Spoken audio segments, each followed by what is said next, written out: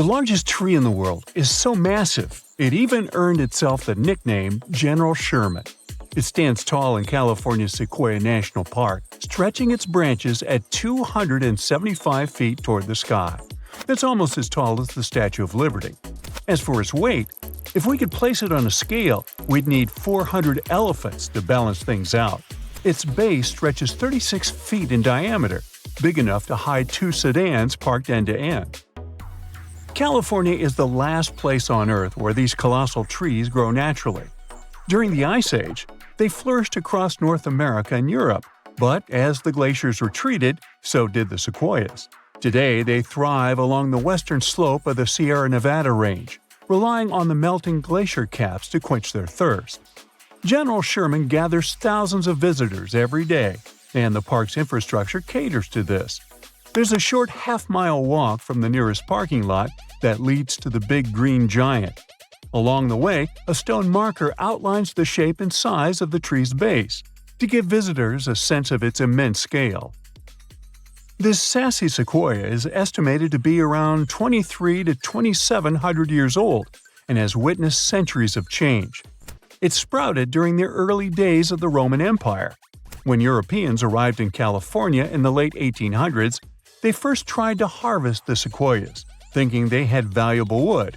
However, the sheer effort required to take down these giants was enormous for those days. They also soon figured out that this type of wood was a bit more brittle than expected, so they let these trees off the hook. As for its name, the tree shares it with General William Tecumseh Sherman, a 19th-century famous American public servant. Not far from General Sherman stands the world's second-largest tree, named General Grant. Discovered by locals years before General Sherman received its name, this tree has weathered its own share of challenges, including fires. But like its counterpart, it survived, mostly thanks to its thick bark and resilient hardwood. Now, as for the oldest tree, for a long time, we've known it to be a Great Basin bristlecone pine named Methuselah, also found in California. It's been around for more than 4,800 years, way before the Egyptians built the pyramids of Giza. This tree's location is a bit of a secret to keep it safe from harm. Now, Methuselah and its friends grow way up high in California, Nevada, and Utah, where it's tough to survive. The place is cold with dry soil and fierce winds, but these strong timbers have figured out how to thrive, getting their nutrients from the hard, rocky ground up in the mountains. Their branches are twisted and gnarled because of the winds blowing in all directions as they reach maturity. It does make their appearance a bit messy, but it's an added layer of resistance for those trees during powerful storms. Their roots only feed the branches right above them, so if one part of the tree's roots fades away, only that part of the tree will be affected. Now, there's a new contender, however, for the same title of the oldest tree. In Chile, there's a Patagonian cypress called Gran Abuelo, which means great-grandfather in Spanish. It might even be older than Methuselah by about 500 years. This would mean this tree has seen people roaming around during the Bronze Age. To figure out a tree's age, we generally need to look inside its bark and count its rings. For the Gran Abuelo, though, scientists use complex math to estimate how old it is. Some experts aren't convinced by this method just yet. No matter which tree is older, both Methuselah and the Gran Abuelo have seen a lot of changes in their long lives. Each ring in their trunks holds info about the weather from the year it grew. Scientists can learn a ton about past climates on our planet by studying these ancient trees. Now, the world's tallest tree is also off-limit to visitors, but this is a recent safety measure. Its name is Hyperion, and is located in Redwood National Park, California. Standing at a towering 380 feet, Hyperion is a coastal redwood, taller than the length of an American football field. Named after a character in Greek mythology, Hyperion was discovered in 2006 by 2 researchers. The park is home to other incredibly tall trees like Helios and Icarus, both also reaching heights of over 370 feet. The impressive height of redwoods in Northern California is due to their leaves and the region's climate. These trees absorb and store moisture from morning fog, and their sprouts promote growth after injury, allowing them to live for a very long time. However, their shallow roots make them susceptible to damage from hikers. Besides being a record holder, Hyperion's appearance may not live up to the hype. Witnessing its towering height from the ground is hard, and its trunk isn't that impressive. Hyperion is currently tucked away in a closed-off section with no official trail. But despite this, many tree enthusiasts have trampled through over the years, harming the habitat leading up to it. Trash has also been found along the way in the past. The park recently issued a statement urging visitors to steer clear of this tree. Otherwise, they could face hundreds of dollars worth of fines and even end up behind bars. The Tree of Life stands as a resilient symbol amidst the arid desert landscape of Bahrain. Nestled in the highest point of the country, this ancient tree defies odds, captivating visitors with its mysterious and inexplicable presence. It's surrounded by endless stretches of heated dunes in the Arabian desert. Because it stands alone against the desert backdrop, it has puzzled scientists and botanists for years. There's little to no rainfall over there. There are also no freshwater sources nearby. Despite the lack of moisture, the Tree of Life insists on flourishing, flaunting its green foliage. How it manages to survive in such harsh conditions led to some weird theories. Some speculate that the tree's roots go deep into the earth, reaching depths of up to 160 feet to access underground water reserves. Others suggest that the tree has adapted to its environment, drawing moisture from the surrounding sand grains through specialized mechanisms. One other interesting idea is that the Tree of Life lies at the site of the legendary Garden of Eden, getting its water from a mystical source. Apart from its scientific and cultural significance, the Tree of Life is an important tourist attraction for locals, luring in approximately 65,000 visitors each year. All for a tree. Now, Poland has its fair share of trees worth mentioning, all gathered in the Crooked Forest. It's a group of 400 trees that bend strangely. They all have a similar shape, curving sharply towards the sky in little J shapes, almost touching the ground. People have different ideas about why these trees look like that. Some think a heavy snowstorm covered them when they were young, pushing them down. Others believe the area's gravity might have affected how they grow. One interesting theory is that people who planted these trees back in the 1920s might have bent them on purpose. They wanted to use the curved shapes to expedite the furniture manufacturing process. So when the trees were about 10 years old, they interfered with their growth, making them develop in this odd shape. After the manipulation process was stopped, it left the trees in this weird position for decades. Either way, whatever happened to one tree happened to them all because they're all adjusted in the same way. So human intervention is the most likely explanation. Even though all the trees in the Crooked Forest look the same with their spooky bend, they still manage to grow tall and healthy.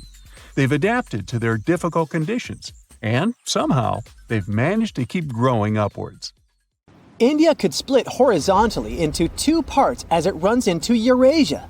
The movement of the Indian plate that includes most of modern South Asia is causing the Himalayas to grow. This process started around 60 million years ago when the plate first bumped into Eurasia. Scientists from the Netherlands have used the power of an AI simulator to see what this region will look like one day. The computer model showed that the Indian subcontinent will merge with the Horn of Africa in approximately 200 million years. The present-day cities of Mumbai and Mogadishu will become next-door neighbors. They will sit along the newly formed mountain chain scientists provisionally named the Somalaya. On the other side of this geological formation, Madagascar will connect with Sumatra, while Calcutta and the island of Mauritius will occupy the same region.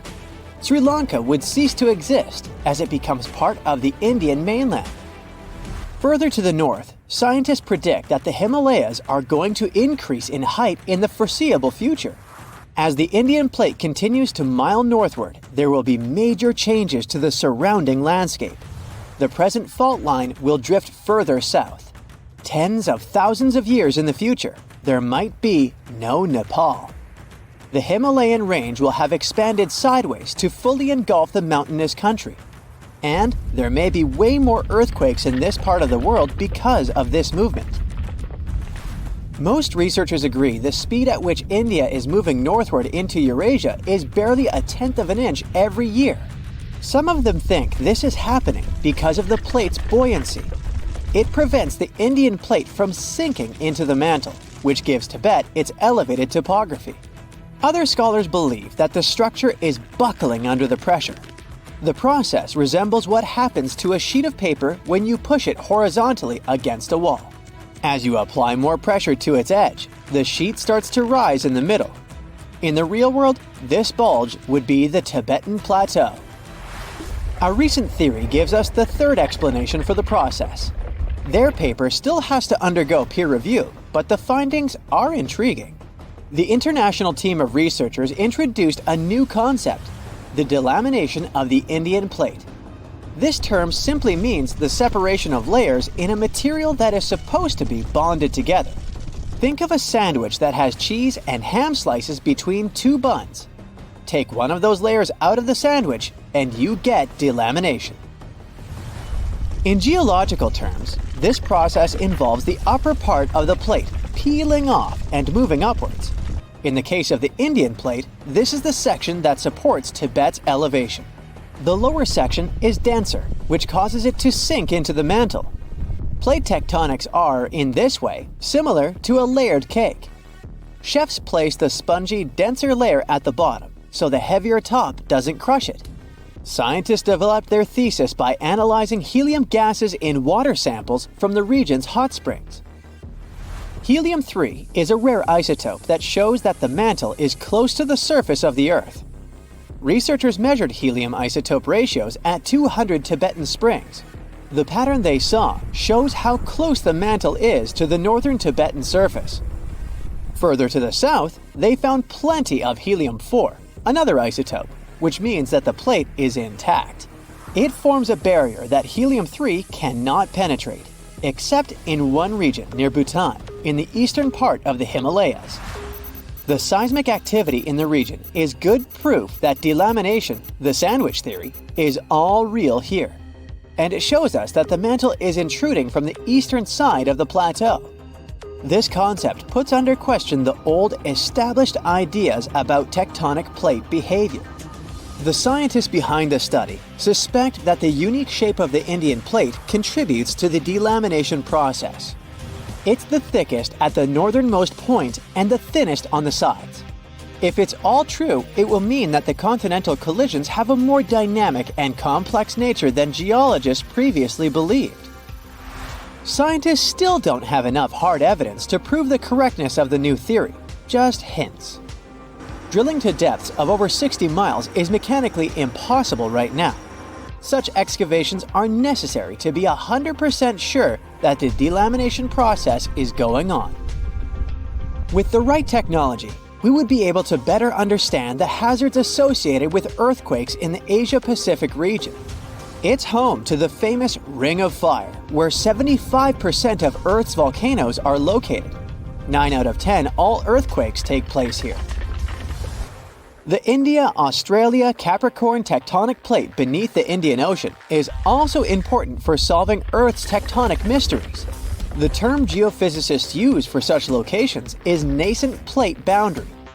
These are plates where tectonic plates are just starting to pull apart or push against each other. They represent the initial stage of a full-fledged plate boundary.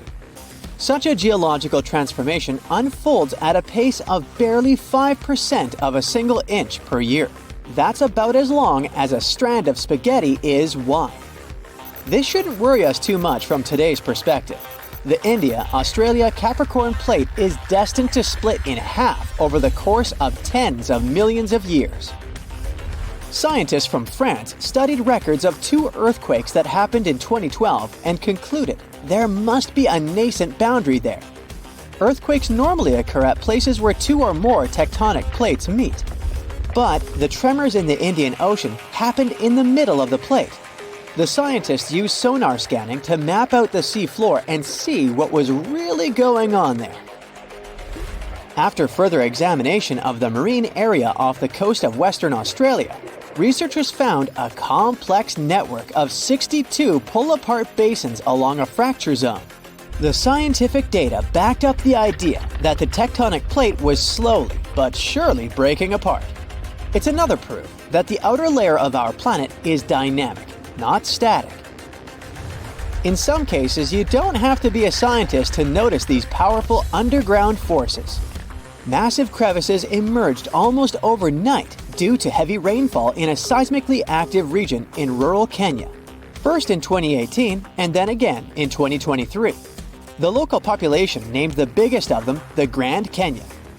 These events were not one-time incidents, but signals from the East African Rift System, part of the Great Rift Valley. This huge geological phenomenon stretching from Jordan to Mozambique shows us the gradual splitting of the African continent into two subcontinents. You can find rift valleys all around the world as proof of how tectonic plate movements are changing the planet. The East African Rift shows the underlying dynamics of the Nubian and Somali plates. The Nubian plate bears most of Africa, and the smaller Somali plate cradles the Horn of Africa. The two are gradually moving away from one another, which causes the formation of crevices within the Rift Valley. This process of continental rifting, going on at a rate slightly faster than the one in India, will eventually lead to the split of Africa into two continents. The whole process, which is about to happen in the next 10 to 50 million years, marks a significant geological event that reminds us of Earth's historical transformations. The last time our planet's geography changed so drastically was during the Jurassic period. The world map from the period looks recognizable, but the land masses were oddly positioned from the modern perspective. In the north, Eurasia was still loosely connected to North America, which was at the time called Laurasia. This landmass was slowly moving away from the supercontinent of Gondwana, further down south. It consisted of what we know today as Africa, South America, Australia, and Antarctica. At the time, the Indian plate was closer to Madagascar than to Eurasia, as it is today. Hey there, curious history buffs! Have you heard the legend of the ancient race of giants of Nevada? Yes, I'm talking about actual giants that allegedly lived thousands of years ago. Now I know what you're thinking. Giants, really? Well, archaeological finds add fuel to this debate too. And here's where it gets interesting. Lovelock Cave was indeed used as a burial site, and some of the remains found there are much larger than average human bones. The cave is by the Humboldt Sink in western Nevada.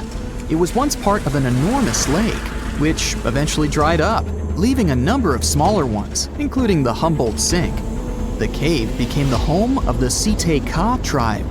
According to the legend, these red-haired giants were so big that they had to be buried in the cave itself. Indeed, later on, archaeologists discovered 8 to 10 foot tall skeletons. This legend started to unfold when a mining engineer named John T. Reed talked to the locals in 1886. Once Reed saw the cave, he knew he was onto something. The news spread soon, but the cave was attracting another type of attention too. The deposits of a fertilizer known as guano were discovered inside the cave. So a mining company began excavating the precious resource in 1911 and soon shipped more than 250 tons of the fertilizer to San Francisco. Unfortunately, some of the human remains and artifacts were neglected and lost in the mining process. This led to an official excavation in 1912 and 1924. After the top layer of guano had been mined, strange objects started to surface.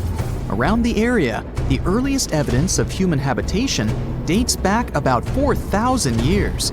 The Lovelock culture lasted for some 3,000 years, and they left us with 10,000 stunning artifacts. The pits in the cave were like a series of time capsules hidden at different depths. Archaeologists determined the age of each pit by its depth. It turns out that many different groups used the cave for storage over a really long time, and the things they stored there give us a really cool glimpse into their cultures. It's like a giant ancient storage unit full of hidden treasures. What have the researchers found besides the giant bones, you might ask? some other bodies were mummified using a method similar to the one applied by ancient Egyptians. These remains also had something in common with the bodies discovered as far south as Lake Titicaca. Both mummies had some red hair, yet there are scientists who believe this reddish hue is the result of the interaction with the environment in which the bodies stayed. So, while the story of the red-haired giants may be a wild and intriguing tale, not everyone is convinced. Some experts believe that the bones found in Lovelock Cave are simply the remains of prehistoric animals, like mammoths or sloths. But others insist that there's something more to the story. Other relics, such as finely crafted baskets and exquisite duck decoys made from tule fibers, were also found there. In any case, this cave is worth the attention it gets. By the way, you can still visit this cave today and see the pits of different depths with your own eyes. But let me tell you one thing, it's in a hot, dry, and isolated place. Archaeologists have made another discovery that seems to be straight out of a legend. They think they found the palace of the one and only Odysseus, who was the legendary Greek king of Ithaca and the hero of Homer's epic poem. Move over, Indiana Jones. We've got some real-life adventure happening here from around 1300 BCE. Apparently, this is the only palace mentioned in Homer's epic poems that hasn't been found. The excavations have been made on the Ionian Islands, and the view from the ruins found on the island of Ithaca are exactly as described in the Odyssey, says the professor who led the excavation team.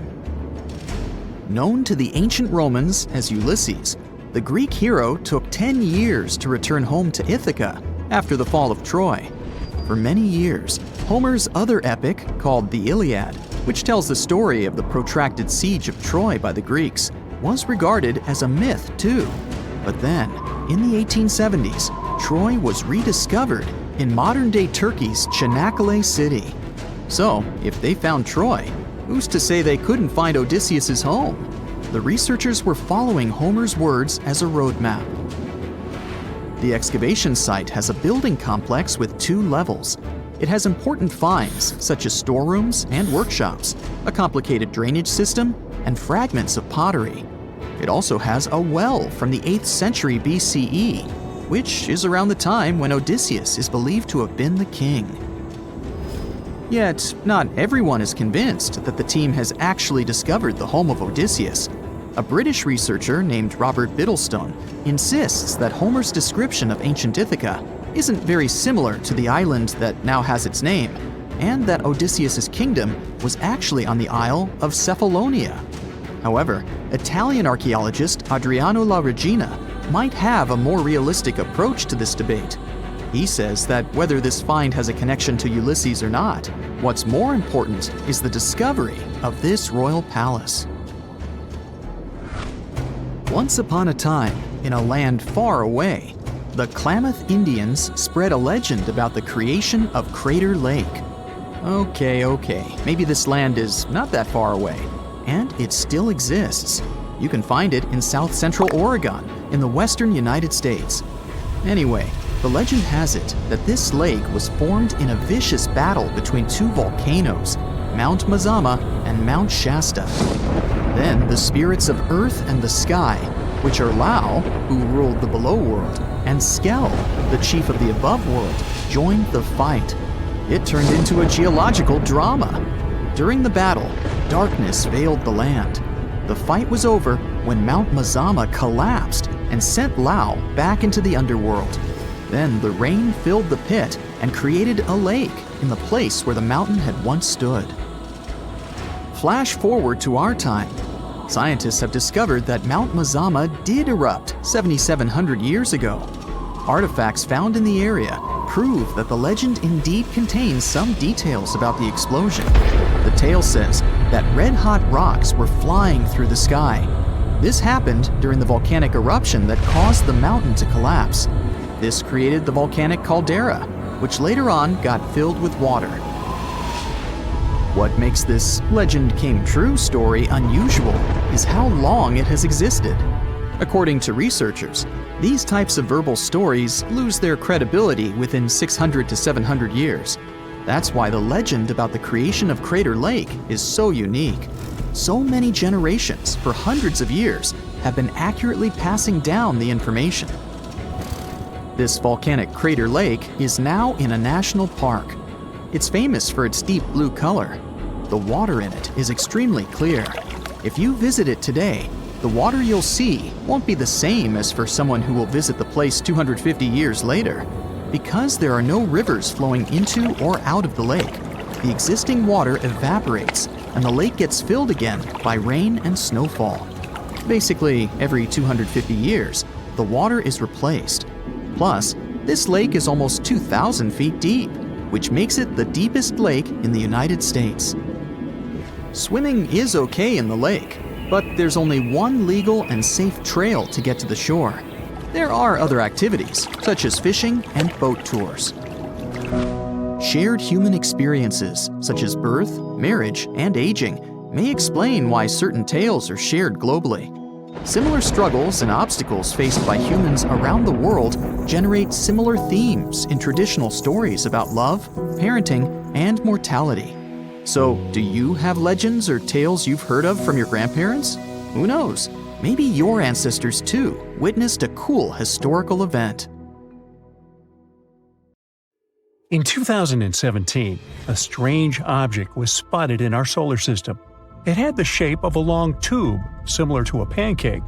No known asteroid or comet we've seen looks like that. Its exterior was also peculiar. It was at least 10 times more reflective than the average stuff that flies through space, with some saying it had a surface similar to polished metal. When it went past the sun and left our reach, it accelerated faster than what our gravity could account for. At first glance, it was like this thing had a rocket strapped to its back. This unusual visitor even got a special name, Oumuamua. It comes from Hawaiian and translates to scout or visitor from a faraway land. And because of its characteristics, scientists soon began to wonder if this was at last a visit from otherworldly creatures. Before they went full-on with the science fiction suppositions, astronomers gathered the information they were sure about, starting with the fact that Oumuamua must have come from another solar system. There must have been some unfortunate event in its home system that led to its ejection. What they didn't know was that this was a comet or asteroid. They're both celestial objects orbiting a sun, but they have distinct compositions and behaviors. Comets are composed primarily of ice, dust, and rocky material, often referred to as dirty snowballs. When a comet approaches the sun, the heat causes the ice to vaporize, releasing gas and dust particles into space. This creates a bright glowing tail that can extend for millions of miles. Comets generally have elliptical orbits, often taking them from the distant reaches of our solar system closer to the sun. Asteroids, however, are mostly made of rock and metal. In our neighborhood, they are remnants of the early formation of the solar system and are typically found in the asteroid belt between Mars and Jupiter. Unlike comets, asteroids do not develop tails when they approach the sun, as they have no ice. Their orbits generally follow more circular paths compared to comets. By all accounts, Oumuamua should be a comet, because it seems to come from a different location in the universe. Yet, it doesn't exhibit the typical signs of cometary activity. Oumuamua lacks a tail and does not spew out gas as it passes by, not like me. Even though it behaves like a comet, it looks more like an asteroid. Now, another big question is how scientists even managed to spot Oumuamua in the first place. Considering the vastness of space and time in the galaxy, it's remarkable. Stars have lifetimes spanning millions or billions of years, and the formation of a solar system takes hundreds of millions of years. Even the fastest objects take tens of thousands of years to travel from one star to another. In contrast, humans have only been observing the skies with telescopes for around 400 years, a tiny fraction of cosmic time. And it's only in recent decades, even years, that we've had the technology to detect and track fast-moving, dim objects. Either rocks like these are abundant, or we've been incredibly lucky with our detections, or it's simply wanted to be seen. Now, another question that was asked was where such objects could come from. It's highly unlikely that Oumuamua came from a mature, stable solar system. That's because such systems don't eject enough material to fill up the galaxy. Occasionally, a random rock might get flung out, but it can rarely travel so far. Young systems, however, act differently. In these chaotic environments, collisions, mergers, and migrations are happening everywhere. Plenty of tiny rocks roam around, perfect candidates for ejection. The solar system that kicked Oumuamua out must have had a planet similar to Jupiter. Its massive size and gravity could influence other objects in the system, causing potential ejections. But not all solar systems develop Jupiter-sized planets. Often massive planets end up close to their stars, becoming hotter versions of Jupiter. These planets, snugly orbiting a sun, are less likely to eject debris. Now, Neptune-like planets may play a role too. While not as massive as Jupiter, they tend to call the outer regions of solar systems their home. Our solar system has the Kuiper Belt, a reservoir of comets in its outer reaches. During a solar system's early stages, interactions between Neptune-like planets and debris are common. Finding Neptune-like planets in other systems has been challenging, though. Our methods for detecting exoplanets work better for massive objects close to their stars, making it difficult to spot Neptune counterparts farther out. Oumuamua was also linked to a peculiar theory about how life came to be in the universe – panspermia. Now that's a hypothesis that suggests that life exists throughout the universe and can be distributed between planets by various means, such as asteroids, comets, or even spacecraft. It says that life must have originated in one location in the universe and then spread to other celestial bodies. Fans of the panspermia theory have suggested that such interstellar objects could potentially carry tiny microbes, those building blocks of life between star systems. If such objects were to impact a planet or a moon, they could transfer these materials and seed the celestial body with life. For now, there is no evidence to support the theory that this comet in particular has transported life between star systems. After years of research, the overall consensus became that Oumuamua was indeed a comet.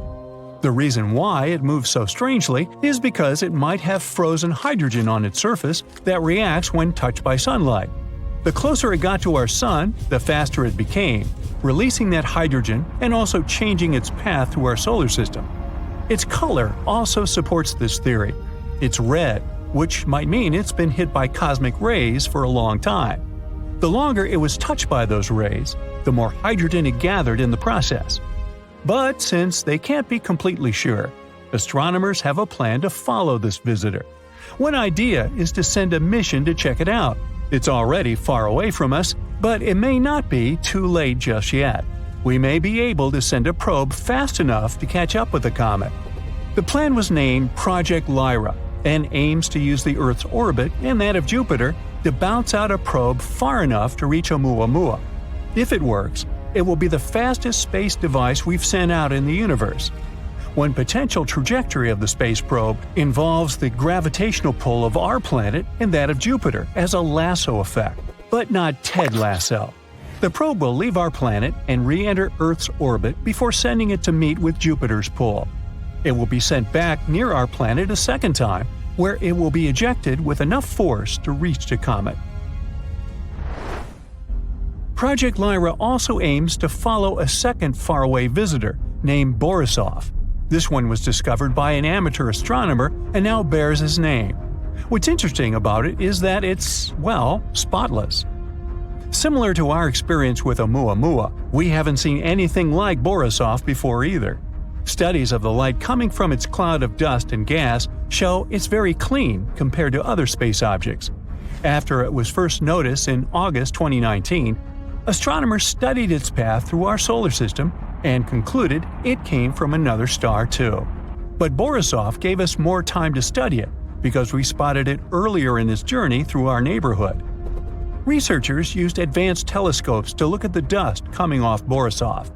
They found it's throwing off over 400 pounds of dust every second. They also found Borisov has more carbon monoxide than comets from our solar system usually do. But the amount isn't the same everywhere on the comet. This tells us the space object probably started forming near its home star before moving away, maybe because of larger planets in its system. The light from Borisov is way more polarized than light from other comets we've seen, and its cloud is super smooth.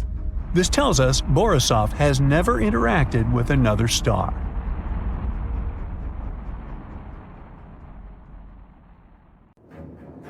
So the Sahara Desert is so big that it covers 8% of the world's territory. It's bigger than the USA or China. Surprisingly, the Sahara is not the largest desert in the world. It is the third largest, behind Antarctica and the Arctic. But it is definitely the hottest one. Temperatures there reach 136 degrees Fahrenheit. This place has some of the most incredible sand dunes you've ever seen, towering up to 1,476 feet. But here's the kicker. There's a real risk that these dunes might continue to spread until they cover the entire world. Surprisingly, the influence of the Sahara Desert extends far beyond its borders. Its dust, carried by powerful winds, makes its way to the UK and across the European continent, particularly in winter. This dust, settling on the ground where it rains, is a familiar sight to those in the UK, often leaving a red residue on cars. This connection between the Sahara, England, and Europe serves as a stark reminder of the global reach of environmental phenomena. You might think this is not a big deal, but it could turn Europe into a desert, leaving its soil infertile and Europeans with no food. Soil is a fundamental aspect of human existence, just as crucial as clean water and air. Without it, we're left with nothing but a bleak and barren landscape.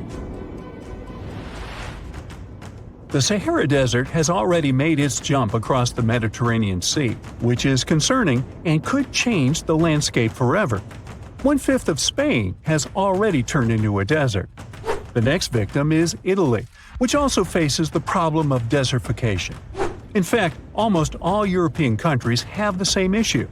According to an expert, the land that has not changed for nearly 2,000 years will become mostly rock, and people living on this land will be gone. 60% of the soil in Moldova is gone, and the problem has expanded beyond the Black Sea. It has reached China and Mongolia, thousands of miles away from the Sahara Desert. All of this causes losses of $4 billion a year. The threat is so significant that even the UN has gathered the necessary resources to solve the problem as soon as possible. Italy is sending help to Africa to stop the Sahara Desert from expanding. If this process does not stop in the next 10 years, millions will be forced to leave their homes. The Sahara Desert is growing for approximately 30 miles per decade. You do the math and see how long it will take to cover Europe. Since 1920, the Sahara has expanded by around 10%. But not all hope is lost because more than 172 countries have joined to put a stop to the desertification of the world. The World Food Program is a project that aims to help bring back green land that was once present in the Sahara. When they told people who called the Sahara home what they were about to do, the latter basically laughed in their faces and said it was impossible. But when you have a specific goal in mind, the impossible becomes possible. If we traveled back around 5,000 years into the past, we would see a beautiful forest with lush green trees and grass. Africa's climate has been changing for 21,000 years, from fantastic greenery to uninhabitable deserts. This has to do with Earth's rotation and the monsoons that bring water to this dry continent. But with the help of scientists and some clever tricks, we can bring the greenery back and stop the Sahara in its tracks. The Senegal River serves as a border between the Sahara Desert, Senegal City, and Mauritania. When you look at this area from space, you'll see how the desert is expanding to Senegal because the vegetation along the riverbank is almost non-existent. Forests can serve as a barrier, stopping the sand from getting blown away and the desert from expanding. An effort to create a great green wall is being made, and how they do it is actually quite impressive. Nothing has been growing in the currently restored area for more than 40 years, making locals find other places to call home. People were thrilled when they saw that the land could be restored. They're very committed and learn to work with the soil and grow food. At the same moment, more than 30,000 hectares have been restored and transformed into lush greenery. The Sahel region is the starting point of desertification, and it is crucial to establish a green wall in that area first. To make this wall is not rocket science, since it only takes a few simple steps. The ground there is baked by the sun and as hard as a block of concrete. If you've ever poured water on concrete, you know that it just flows away. It doesn't stay in one place. So they had to create water-retaining half-moons that would hold the water and make it available to plants. When you learn about how these half-moons work, you might say, how did they not think of that sooner? Actually, this technique is ancient, and it was once implemented in Sahel, but it was lost over time. When the rain falls, the water is collected into the half-moons that are positioned a bit lower than the ground below contour lines. There is also a kind of bank at the end of the shape that prevents water from overflowing, and in the middle, there are plants that are happy because they have plenty of water to thrive. Also, it's essential to grow native plants that are kind of used to harsh conditions, like sorghum and millet. These plants have been surviving there for thousands of years and produce a good amount of biomass, which means the land can be rehabilitated faster and people will have food sooner. The water that will enter the half-moons won't be lost. It will penetrate the ground and top off underground waters. This will ensure the ground that H2O will never run out and that future generations will have usable aqua. This brilliant planting technique is not limited to half-moons. People also create lines and plant various vegetables, such as tomatoes. Next, there are places only for trees, like lemons or oranges. After a long hot day, nothing is better than a freshly made cold lemonade. The trees will also protect the soil, and with some luck, there will be a new forest in the Sahara Desert. The goal is to copy the forest dynamic. Start with small plants and gradually expand to bigger plants that are more useful than the tiny ones. They are aiming to plant more than 10,000 trees. Right now, many people are leaving the Sahara after the rainy season, going to cities or leaving Africa altogether. At this time of year, villages are like ghost towns. Only animals can be found there. Most people are gone. I mean, who would blame them? Nobody wants to live in the sand where nothing grows. Luckily, with all this new, old technology being developed, many people are slowly but surely returning to their land and starting to work in agriculture. The best thing is that there are no brutal winters, so plants grow 12 months a year, and people can always have food.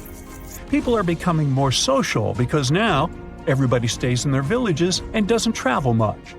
If this project works out, Africa will be saved and the world won't turn into a giant desert.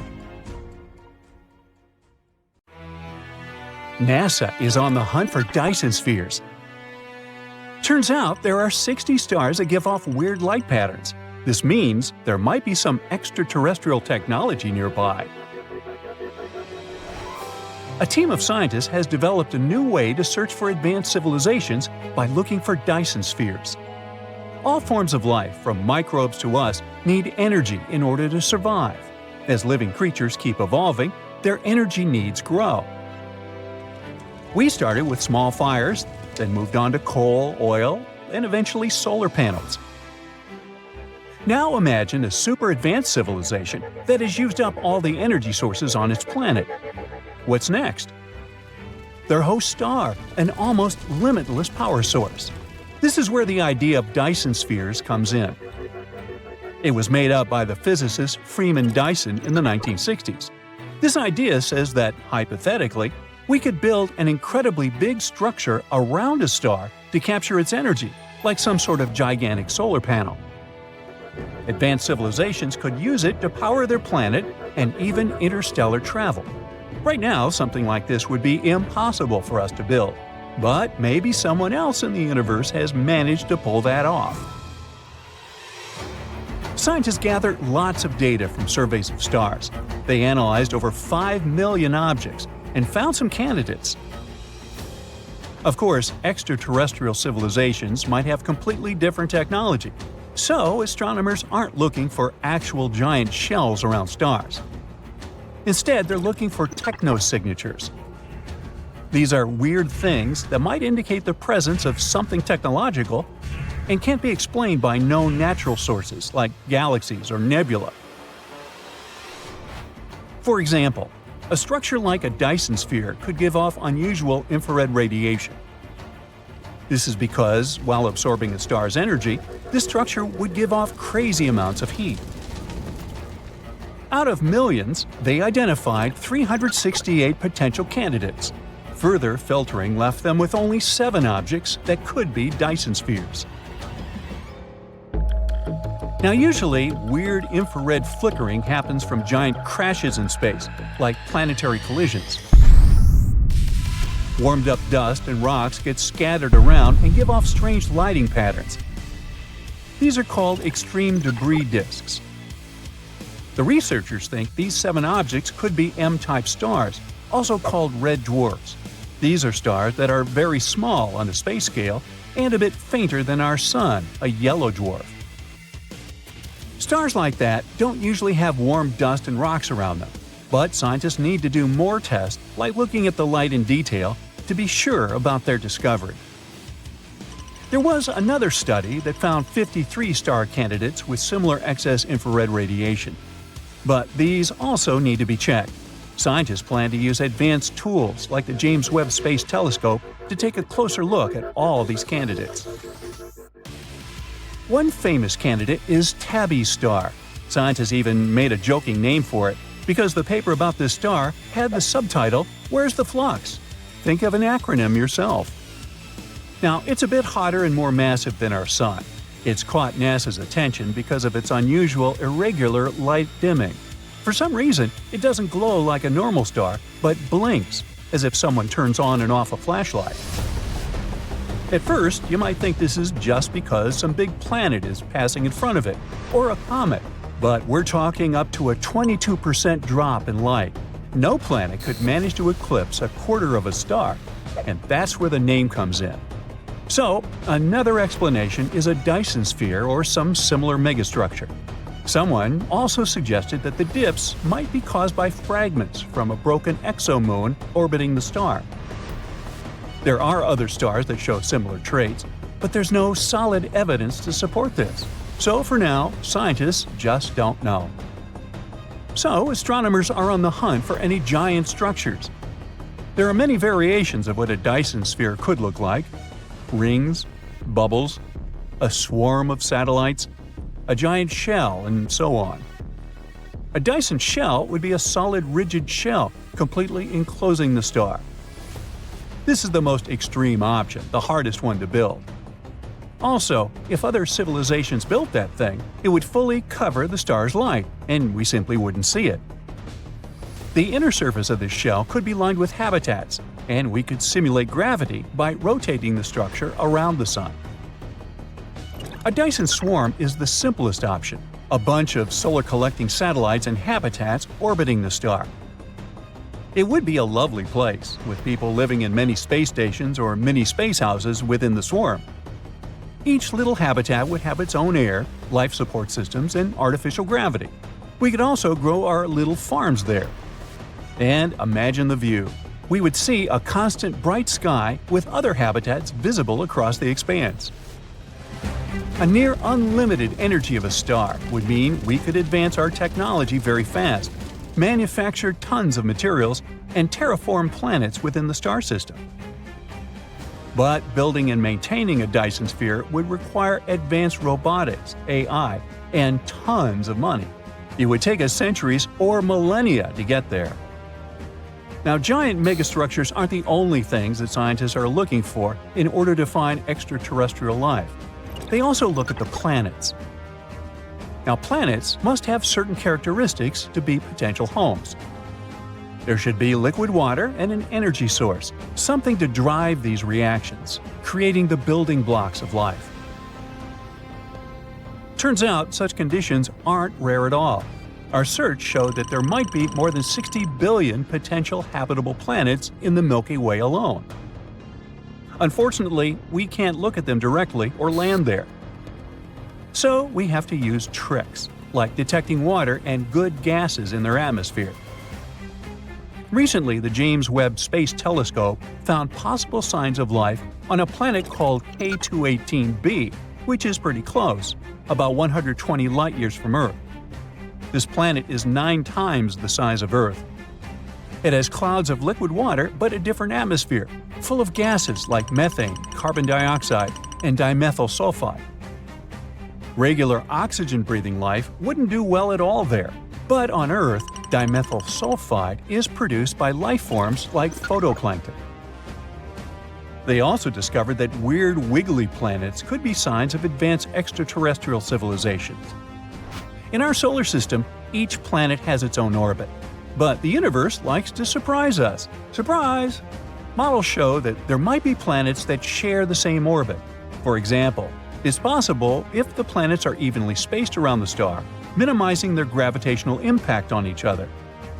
Or the so-called horseshoe configuration, when planets speed up and slow down in relation to each other, moving in funny wiggly ways.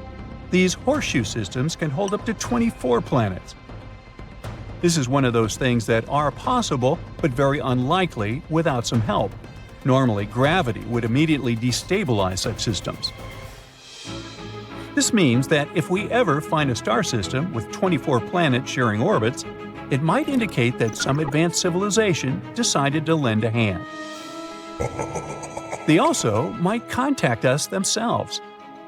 The search for extraterrestrial intelligence began in the 1960s when astronomer Frank Drake started listening for radio signals from space. Today, they persist. Astronomers listen for leakage radiation from other civilizations, which are radio waves unintentionally sent into space from everyday activities.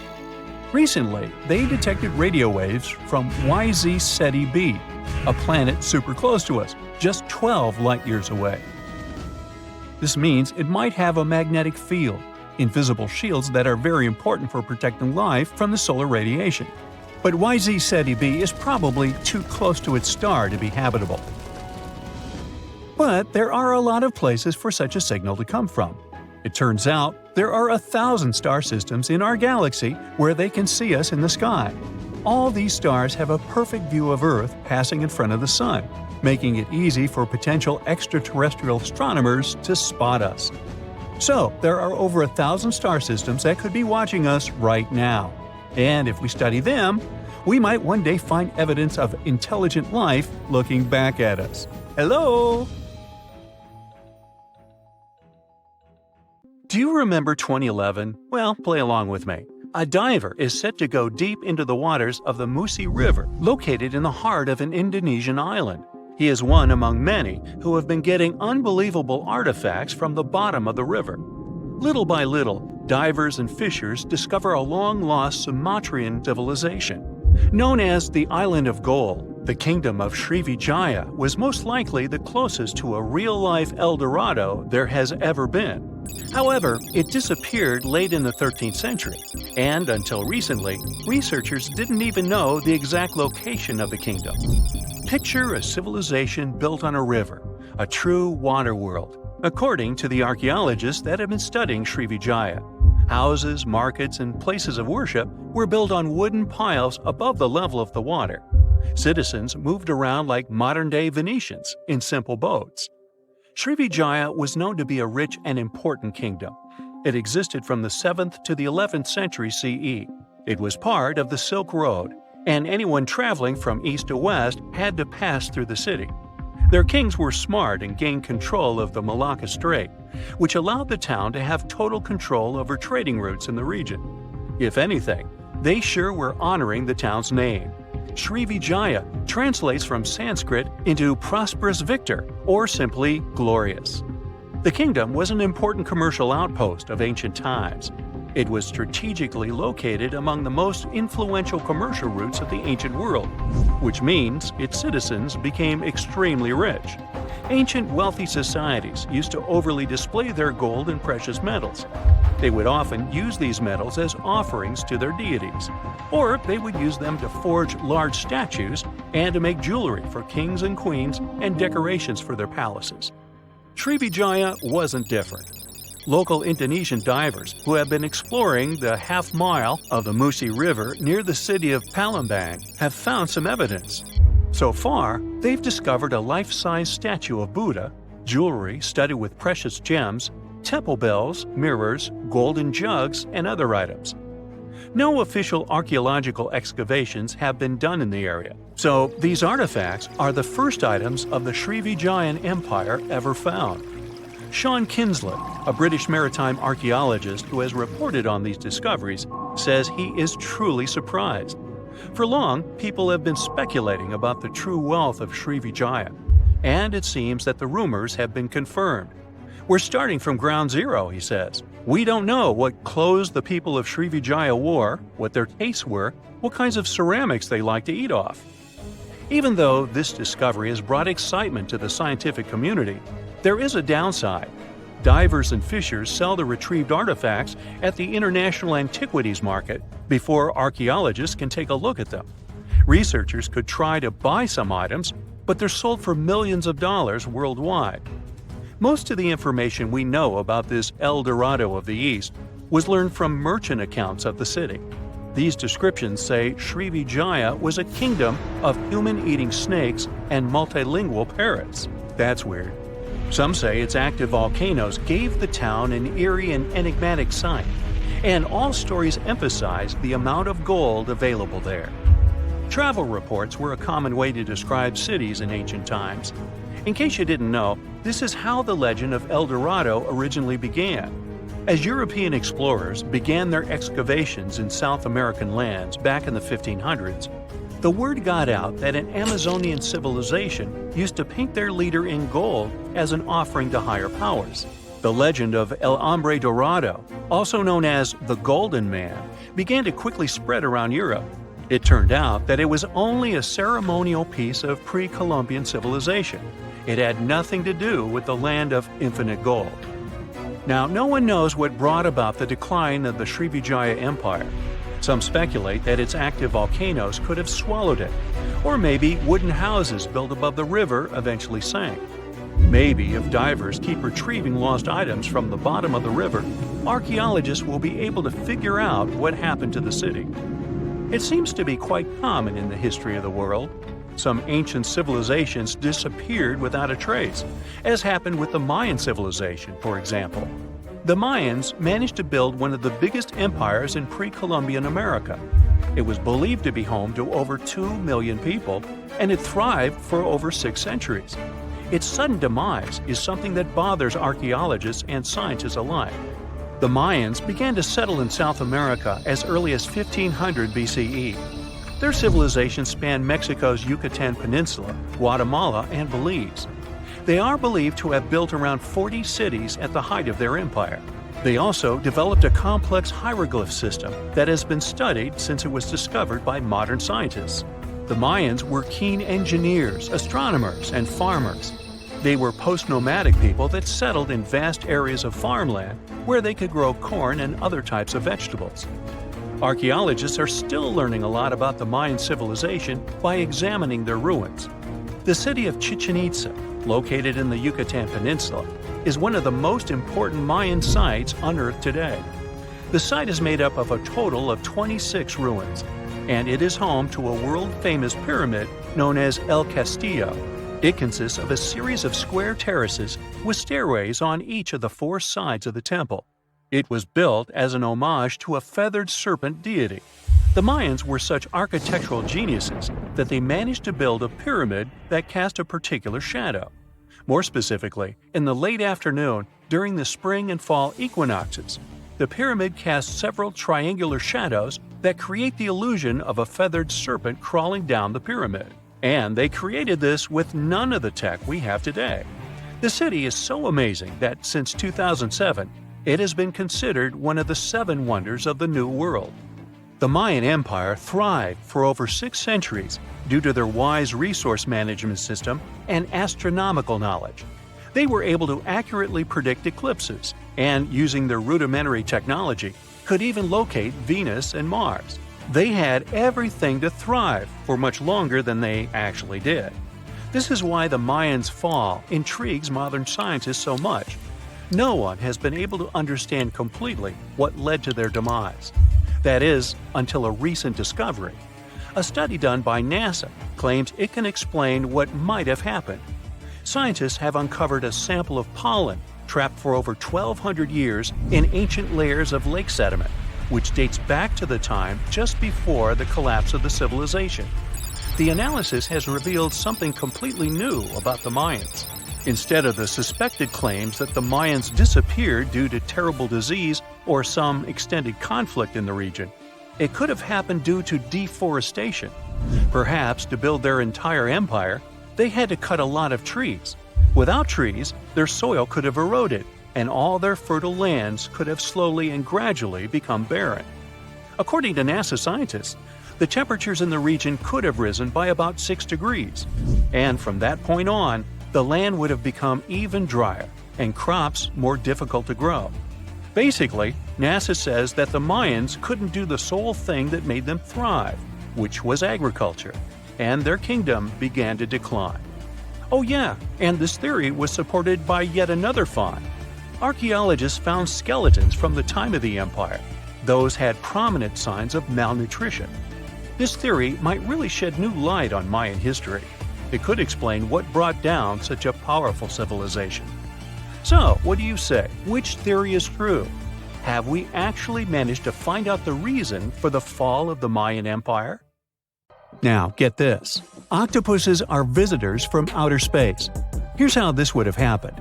Ice-kept eggs of octopuses stuck in spatial bodies crashed into Earth. Then these guys would have mixed together with a pre-existing set of genetic information available on our planet. And presto, octopuses were born. Well, it may be a long stretch to justify that the highly intelligent octopuses are extraterrestrial beings, but the idea is based on a theory that has been around since ancient Greece, something known as panspermia. Now, panspermia is a hypothesis that says life exists all around the universe, not only in planets. So, things such as space dust, asteroids, and even spacecraft have their share of life glued to them. And when they travel across the galaxy, life is disseminated. This strand of thought has been polemic, since it goes against the idea that all life originated right here on our planet. But as much as this new octopus theory might be refreshing, it doesn't contribute too substantially to the search for life on other planets. It's just too hypothetical. Now, octopuses are in fact incredibly old. The oldest known fossil belongs to an animal that lived almost 300 million years ago. FYI, this is before our dinosaur buddies roamed the Earth. Wait, there's more! Octopus arms have a mind of their own. That's because 2/3 of their neurons lie in their arms, not in their heads.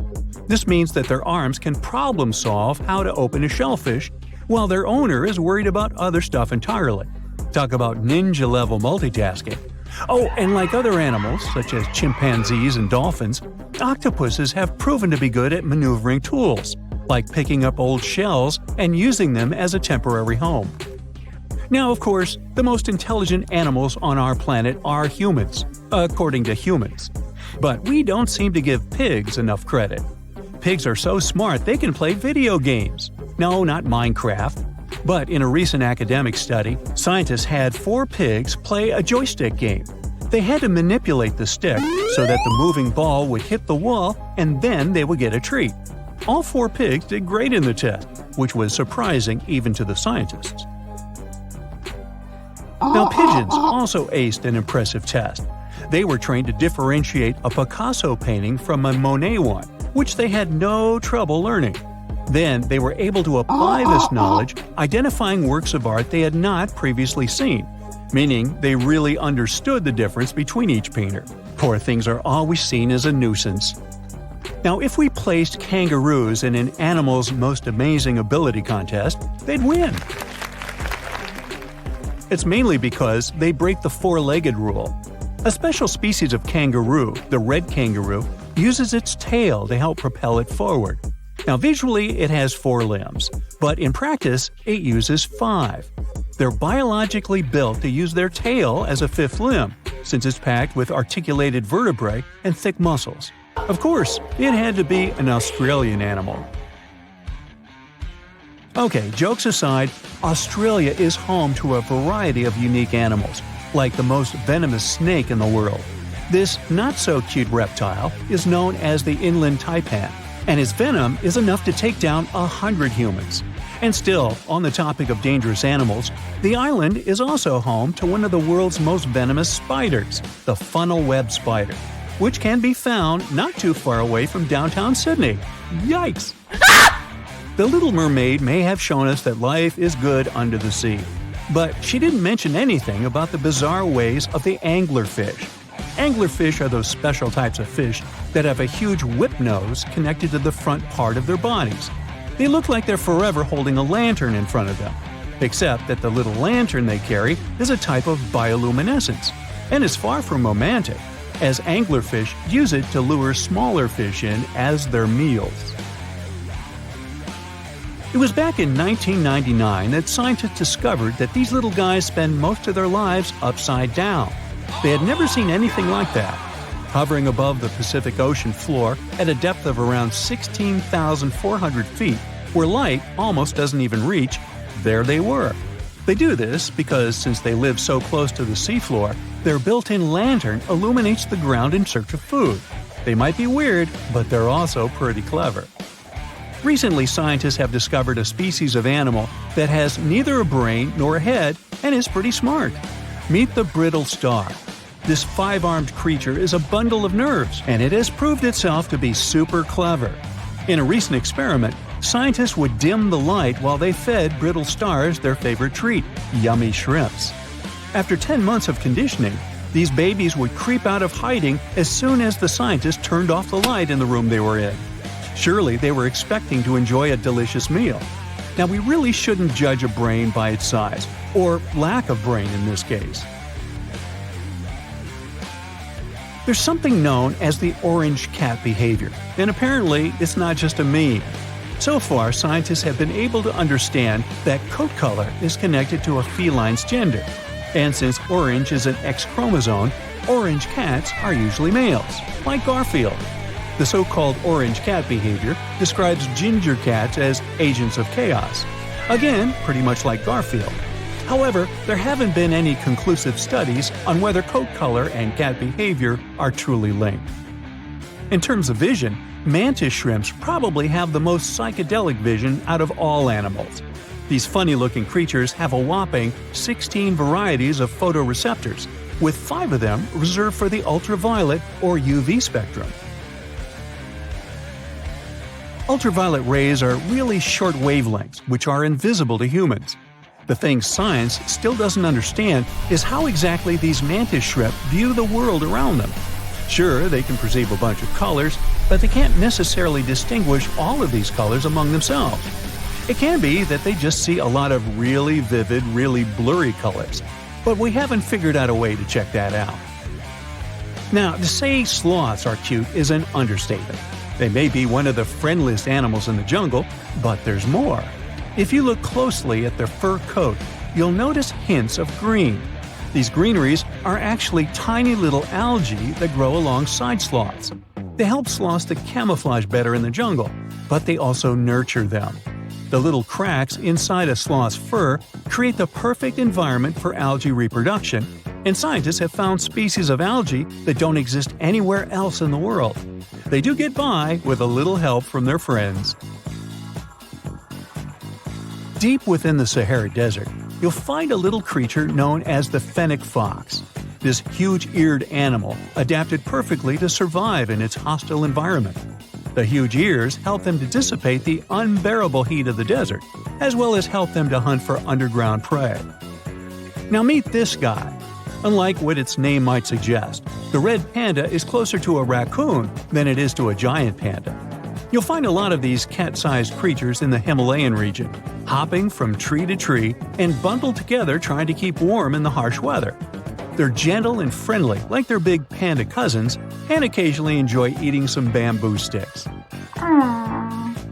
And then there are bees. Compared to humans, bees' brains are the size of pinheads, yet they are capable of astounding things. Let's say a bee is running low on energy after a long search flight. This bee desperately needs a drop of honey in order to continue flying, but smartly enough, she doesn't need to go back to the hive to recharge. She can ask a fellow beehive mate for a drop of honey directly from this other bee's stomach and continue flying. This type of decentralized system allows them to build highly effective societies, one that bees don't need to push to the queues in front of the honey cells, for example. Hey, just kidding. Imagine standing in the middle of Europe 40,000 years ago. The landscape is rough, cold, and unforgiving. Fast food is scarce, and there's no internet. Suddenly, from out of the woods steps a figure, stocky, strong, and with a face that is quite unusual. This human looks similar to us, but something about them is different. Their brow is heavy, their nose is broad, and their body seems to be built to fight nature itself. Well, congrats! You've just met a Neanderthal. You might have thought that Neanderthals were basically ancient humans, but that's not really true. We come from the same genus called Homo, but we, all modern humans, belong to one same species called Homo sapiens. However, there used to be lots of human species before, and Homo neanderthalensis was just one of them. And they actually were kind of cooler than us. So what in the world has happened to them? Neanderthals lived for a long time, for about 360,000 years, across Europe and parts of Asia. 40,000 years ago, the place we now call southern Italy was sitting on top of a huge disaster, a massive supervolcano called Campi Flegrei. This big boy is huge, about 9 miles wide. That's about 10 to 20 minutes in a car to get across it all. But there were no cars then, remember? At the time, it was quiet for a while, but one day, suddenly, it blew in what became one of the biggest volcanic eruptions Europe had seen in 200,000 years. The catastrophe was so crazy that ash, gases, and debris altered the climate across the entire continent. What comes next is usually called a volcanic winter. Average temperatures drop, the sky gets darker, and life becomes even harsher than it already is. The eruption, known as the Campanian Ingembrite, caused Europe to cool by as much as 7 degrees Fahrenheit. Doesn't sound like much? Well, the drop of even 1 degree would cause winters to become harsher, causing horrible snowfall, rains, and floods. Crops would struggle to grow, leading to food shortages. The weather would go wild, too, with storms and droughts. Hey, kind of like now. Except multiply this by 7. Events like these caused some huge chaos in modern times. You can imagine what it did to the Neanderthals. But in reality, a simple volcanic eruption shouldn't destroy an entire species, right? Well, yes. The truth is, the Neanderthals were already hanging by a thread back then, and all because of us. They've been in a tough spot for a while. They lived in places that are now parts of Europe, Western Asia, and the Middle East. Modern humans, us Homo sapiens, entered Europe and were giving them some serious competition for food and shelter. Homo sapiens were sneaky dudes, better at finding food, easily adapting to different environments, and using more advanced tools. We were pushing Neanderthals out, trying to get the same resources. We literally made their extinction a slow and very unpleasant process. So, while the volcano definitely made things worse, it wasn't their only problem, and they didn't completely disappear after the eruption. Some of them hung on in isolated places, like Gibraltar, for another 12,000 years. That's because it's likely most of the severe cooling actually happened farther east, away from where the Neanderthals were trying to survive, and it didn't hit their homes as hard as we thought. In fact, the eruption may have even helped them, at least for a while. Some scientists say that the volcanic fallout might have slowed down modern humans' expansion into Neanderthal territory and gave the poor fellas a little more time to survive. So, the Campi Flegrei eruption was a nasty event, but it only delayed the inevitable. Campi Flegrei is a wild card. It's also known as the Fields of Fire. The air itself there is thick with legend. The Greeks and Romans believed this volcano was the gateway to the underworld. Even an ancient Roman poet, Virgil, mentioned this in his famous story, the Aeneid. The hero Aeneas must descend into the underworld, and this place is exactly where he starts. Back in the day, this landscape was full of Roman villas, spas, and fish ponds. The elite had the time of their lives there. What they didn't know, though, was that they were standing on treacherous ground that could go crazy at any moment. The Campi Flegrei is not your typical volcano. You'd imagine a single towering peak, but the landscape looks deceivingly calm, with small features popping up here and there. But if you flew above it, the sight would be insane. A gigantic circular basin, peppered with volcanic cones and craters, like scars from the Earth's violent past. The danger here lies in its subtlety. The ground beneath your feet is constantly shifting, even when you don't notice it. Every so often, the land rises, only to sink again, sometimes by several feet, as magma or gas moves beneath the surface. It's incredibly creepy. The risk is almost invisible. The Campi Flegrei is a massive depression formed by two colossal volcanic eruptions.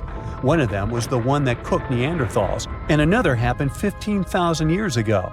The most famous eruption, though, happened in the 16th century, and it was horrifying. The year was 1538. For years, the people of Paswali had noticed something unsettling. Land that once sat below the waves was slowly rising. What was once the sea had become new ground. Rumblings from deep within the earth were terrifying, but had become a normal part of life. Earthquakes started in the early 1530s, small at first, but in just 8 years, they became the norm. Until one day, on September 28th, horrifying tremors shook the ground. By the next evening, as the sun dipped below the horizon, a massive crack ripped open the earth near the ancient Roman town of Tripurgoli. From this gash spewed fire, smoke, and a rain of volcanic ash miles away. It was thick and muddy, likely mixed with underground water. The ground trembled as hot pumice rock was thrown high into the air. And then a new mountain began to rise from the land. This was the birth of what we now call Monte Nuovo. Eventually, things seemed to calm down, as if the earth was catching its breath. For days, things seemed quiet. Locals relaxed a bit. They began to approach the new mysterious volcano, a crater with something that resembled boiling within it. People visited it like a new attraction. But then, just days later, the disaster struck again. At night, without warning, a new mountain went wild. A blast from the southern flank hurled scoria, chunks of jagged volcanic rock, into the air. This one was fatal for 24 people.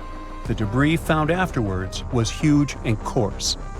For centuries after, the only signs of life from the Monte Nuovo were small fumaroles, jets of gas seeping from the earth. But then, even those faded away. Now it's just a lush green cone, a pretty sleeping giant. But the ground near Naples, Italy, is still alive. The Campi Flegrei sits quietly for now, but it might not be for long. It's showing signs it might be waking up again. This supervolcano looks like a hellish landscape, with its boiling mud pits, geysers, and steam vents. Romans and medieval Christians once believed it was a gateway to the underworld, and who can blame them? What's spooky is that recently scientists detected unusual activity under the surface. In 2012, Italian authorities raised the alert level on the volcano from green to yellow, meaning that it needs close monitoring. There are certain changes that usually happen before an eruption. The magma below starts releasing gases, which could weaken the rock above, eventually triggering a disaster. Unfortunately, no one can predict exactly when or if it will erupt. But if it does, the consequences could range from a minor inconvenience for locals to a global catastrophe. Its last tiny eruption happened in the 16th century, and it wasn't too bad. But if history repeats itself, like it was with Neanderthals, we're all cooked. An eruption like that could lead to global cooling, crop failures, and widespread famine. Right now, a group of scientists is trying to get a clearer picture of what's happening beneath the surface. The Campi Flegrei Deep Drilling Project is working to drill a 10,000-foot borehole, hoping to check out the magma chamber up close. But at least for now, the supervolcano remains quiet, and let's hope it stays that way. Phew, you could finally send that last report for the day and breathe out. The weekend is around the corner, but just when you're about to hit send, you're alarmed by the low rumbling under your desk. Is it the light rail passing by? Unfortunately, that's not the case. It's a volcano speaking. What, here? In Arizona? That's right, the ground keeps shifting under Arizona, reminding us that Earth is alive. No panic though. Let's arm ourselves with some context. 20 American states have extinct, active, and dormant, currently sleeping, volcanoes. Among such states, you can find California, New Mexico, Nevada, Utah, and Colorado. On the bright side, Arizona's volcanoes are dormant at the moment, but it doesn't mean they won't go off in the near or not so near future. Now, how about traveling to Arizona to check the traces of its active volcanic past? They dot the desert landscapes of this state like spots dot a Dalmatian. There are entire volcanic fields southwest of Phoenix, east of Douglas, near Flagstaff, north of Kingman, and near the Mexico border. The most worrying thing about these fields is that even though they're not active at the moment, eruptions in this region might happen every 1,000 years or so.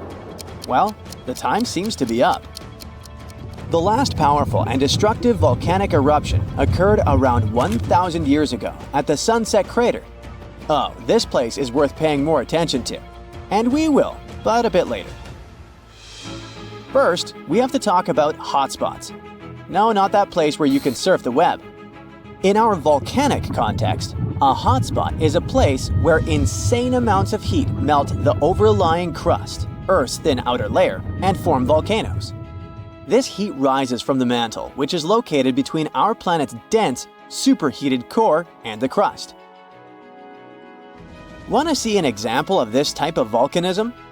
Welcome to the Hawaiian Islands.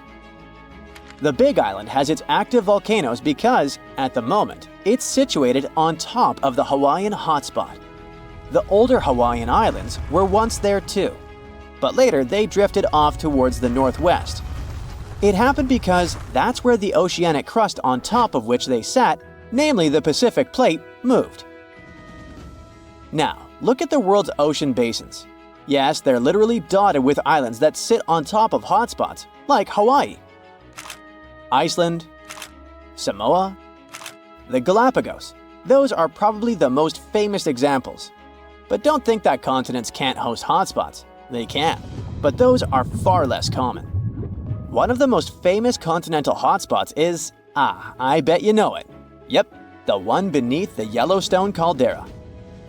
By the way, the caldera is a vast volcanic crater, especially one formed as a result of a massive eruption that led to the collapse of the mouth of a volcano.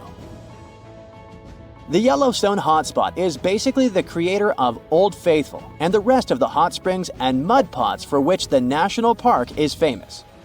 Speaking of Old Faithful, let's make a small detour and pay more attention to this wonder of nature.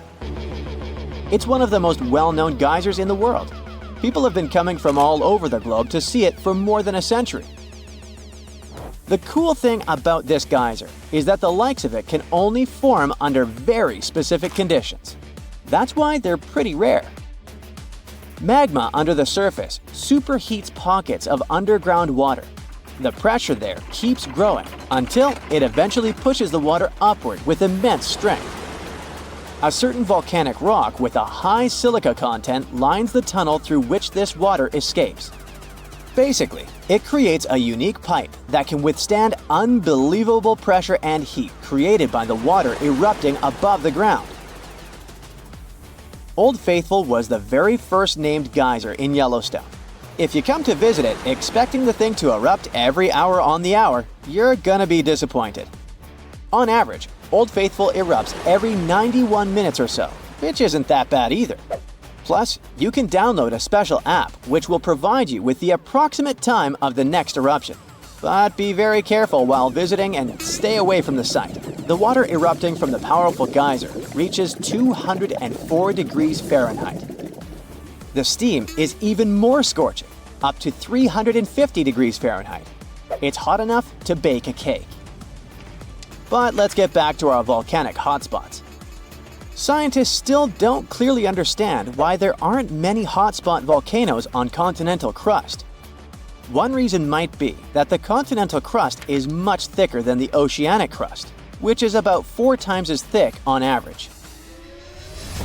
Another reason could be that most of Earth's crust, about 2/3 of it, is oceanic. This means that there's less continental crust for hotspots to form under.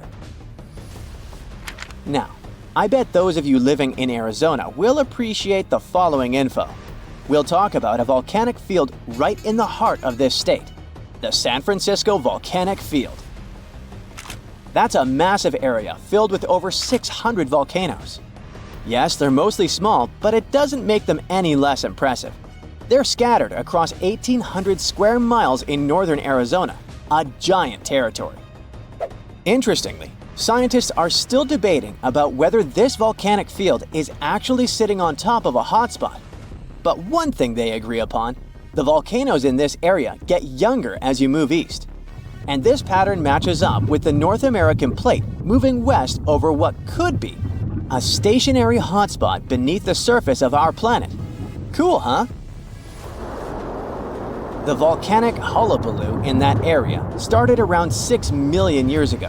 So, in geological terms, it's relatively young. As for the most recent eruption, it happened less than 1,000 years ago. The Sunset Crater, which I mentioned before, the one near Flagstaff, is the most famous vent from that eruption. The Sinagua people had to leave their homes at Wupatki Pueblo because of the eruption. That site is now part of the Wupatki National Monument. There, you can see how people lived in this volcanic region many years ago. If you go to explore this area, you'll notice that most of the volcanoes there are basalt cinder cones, small and steep. The Colorado Plateau has quite dry weather conditions. That's why the volcanoes haven't worn down much. Some of the best examples of those cones, like this one, called the SP crater, still look like they appeared yesterday. But look around. It's not just cinder cones. The San Francisco Volcanic Field also has a stratovolcano, as well as some lava domes that formed from volcanic rocks with more silica than basalt you can find in places like Hawaii. It means they're thicker and don't flow as easily. Anyway, the stratovolcano is going to be one of the most epic sights you'll come across while exploring this volcanic field. Well, not the stratovolcano itself, but the San Francisco peaks, the remains of that giant formation. They stand tall at more than 12,600 feet. That's 4.5 Burj Khalifas placed on top of one another. It makes the peaks some of the biggest landmarks in northern Arizona. They're not only stunning, but also sacred to the Native American people who have lived in the area for many generations. Now, unlike those super active volcanoes in Hawaii, the San Francisco Volcanic Field takes its time, thousands of years between eruptions. But you shouldn't relax just yet. Geologists say another eruption is likely to happen one day. It will probably occur in the remote eastern part of the field, away from big towns. Phew! And if that next eruption is anything like the one that formed Sunset Crater, it would be quite the show. Lava fountains and rivers of lava flowing. At the same time, the next eruption might not happen for centuries, maybe even millennia. Until then, the San Francisco Volcanic Field will remain a hidden gem of volcanic history, waiting for its next fiery performance. You'd be surprised to find out the life-changing discoveries a person can make just by browsing Google Maps. Like this guy, who found a suspicious crater and might have made a major scientific discovery. In 2024, Canadian Joël Lupoint was planning a casual camping trip in his homeland. He opened Google Earth and zoomed in Quebec's Côte Nord region. That's when he saw it, this unusual rounded structure. The measurement was impressive, 9.3 miles from one point to another, and there seemed to be a lake next to it. He was quick to print the screen and sent the image to a French geophysicist to see if he knew anything about it. Most times these images turn out to be nothing, or simply Google Earth watermarks. But he was surprised when he opened his email and saw the scientist's reply. The geophysicist said that, judging by the looks of the topography, Lapointe could have discovered a meteor impact area. Now, impact areas are really hard to identify. Since they've been around for millions of years, most of their shapes have been heavily changed by erosion. Scientists call these areas impact structures. They're usually circular or crater-like and are made up of deformed bedrock. It happens when a meteor falls into the surface of the Earth. Here's the thing. Since the crater has huge walls around it, these areas are usually mistaken for mountain ranges. That's what left the Canadian explorer confused. But the French geophysicist that analyzed the case gave him hope. That weird formation in Quebec had been classified as a type of volcanic formation. After Lapointe brought this subject back to the agenda, scientists had to dig a little deeper to find the truth. Until this recent discovery, scientists thought the area looked like that due to some volcanic formation. This is actually normal, since other things such as volcanism and sinkholes can be mistaken for impact craters. To verify, they asked for some samples of the site. This is a more reliable way to fact-check whether a meteor landed there or not. When the meteor hits the Earth, it brings different types of minerals from outer space. That's the wonderful thing about impact craters. They reveal a link between Earth and the outside universe. By now, scientists have cataloged most of the minerals that are native to our planet. When they're searching for an impact structure, they usually look for things such as teenite and chemisite, which can only be found in meteors. The biggest known impact crater in the world is the Vredefort crater, located in South Africa. This big thing was formed some 4 billion years ago. The asteroid that made it is estimated to have been one of the largest ever to strike planet Earth. When the researchers got the results of the site back in Canada, they did confirm that it contained zircon, a mineral that tends to show areas of impact. There's no way to guarantee that Lapointe really found an impact crater, but scientists are organizing a research mission over to the area just to make sure. If it turns out that it really is an impact crater, that's pretty huge news, since the last discovery was made in 2013. Another one of these mesmerizing discoveries came from a 15-year-old boy. William Goddery was also a Canadian, and for some reason loved looking for long-lost Mayan cities. Different from the previous story, William had an intention and a research methodology. He had studied many books on Mayan civilizations. He believed that Mayans built their cities in relation to the stars in the sky. So he opened a book and mapped all the cities that have already been unearthed. And that's when he noticed something important. There is an area in the Yucatan Peninsula in Mexico where archaeologists have unearthed 2 Mayan cities. But on the constellation map, there are 3 stars. He thought to himself, could this mean there is a lost city waiting to be discovered nearby? William Goddery is known to be a science genius and has even won an award for this constellation theory. When he noticed that a 3rd city was missing from the 23rd constellation he was examining, he began to search Google Earth for satellite pictures that could help him solve this mystery. Advances in satellite tech have shed new light on long-lost Mayan cities such as Tikal. Located in the heart of the Guatemalan jungle, Tikal is believed to have been the capital of the ancient Mayan Empire. He had hopes, so he reached out to a friend inside the Canadian Space Agency to verify what he had found. Since he had already won awards for his research, he had friends in high places, and that's when things got interesting. According to the images, there was a large square area on the border of Mexico and Belize that looked like the remains of a city. William took the images to a remote sensing expert. They studied the images thoroughly and concluded that the area could be housing 30 buildings and even a large pyramid. William named the new city discovered as Mouth of Fire. However, his theory was very much contested inside the archaeological community, and many Mayan experts worked to debunk William's findings. Experts say that constellation theories are too unscientific. Renowned anthropologists and astronomers said Williams' methodology was an act of creative imagination. Still, a 15-year-old teen almost found a long-lost Mayan city, which is pretty exciting if you ask me. What about these tiny dots that appeared on images of Google Earth? These strange spotted circles were found in the middle of the Algerian desert. A YouTuber browsing on Google Earth found these circles and discovered that people had been debating over their origin for years. He thought they were a glitch from satellite images. There are dozens of them, stretching for miles and miles in a straight line. They're far away from any town, road, or human activity, making it hard to understand if it was man-made or just a natural phenomenon. To settle this mystery, he interviewed the people who took Google Earth's pictures. He found out they were 100% true. The circles were there in real life. They appear in multiple pictures from multiple years. Now, at first, he guessed they were the result of oil activity. Algeria is a rich area for natural resources, so this made sense.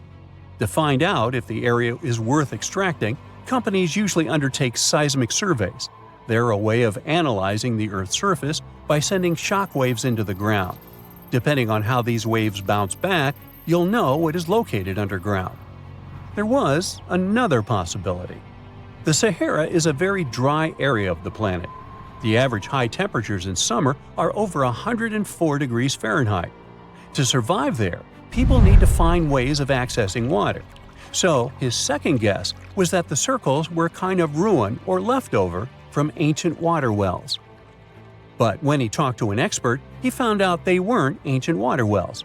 You can see some of these traditional constructions in other cities on Google Earth, and they look really different from the mysterious circles. He decided to travel over to Algeria to find out the truth. He drove 99 miles into the heart of the desert, and when he gets there, he sees it. A huge crater dug on the sand, surrounded by 12 smaller holes. It kind of looked like the ancestor of a modern clock. There, he found something he couldn't spot on Google Earth: thin metal wires. When the curious YouTuber and his teams started to dig in the sand, they found old dynamite and some sardine cans. Apparently, they were hiding the truth. The Sahara Circles, as they were famously called, were not the historical leftovers of seismic surveying.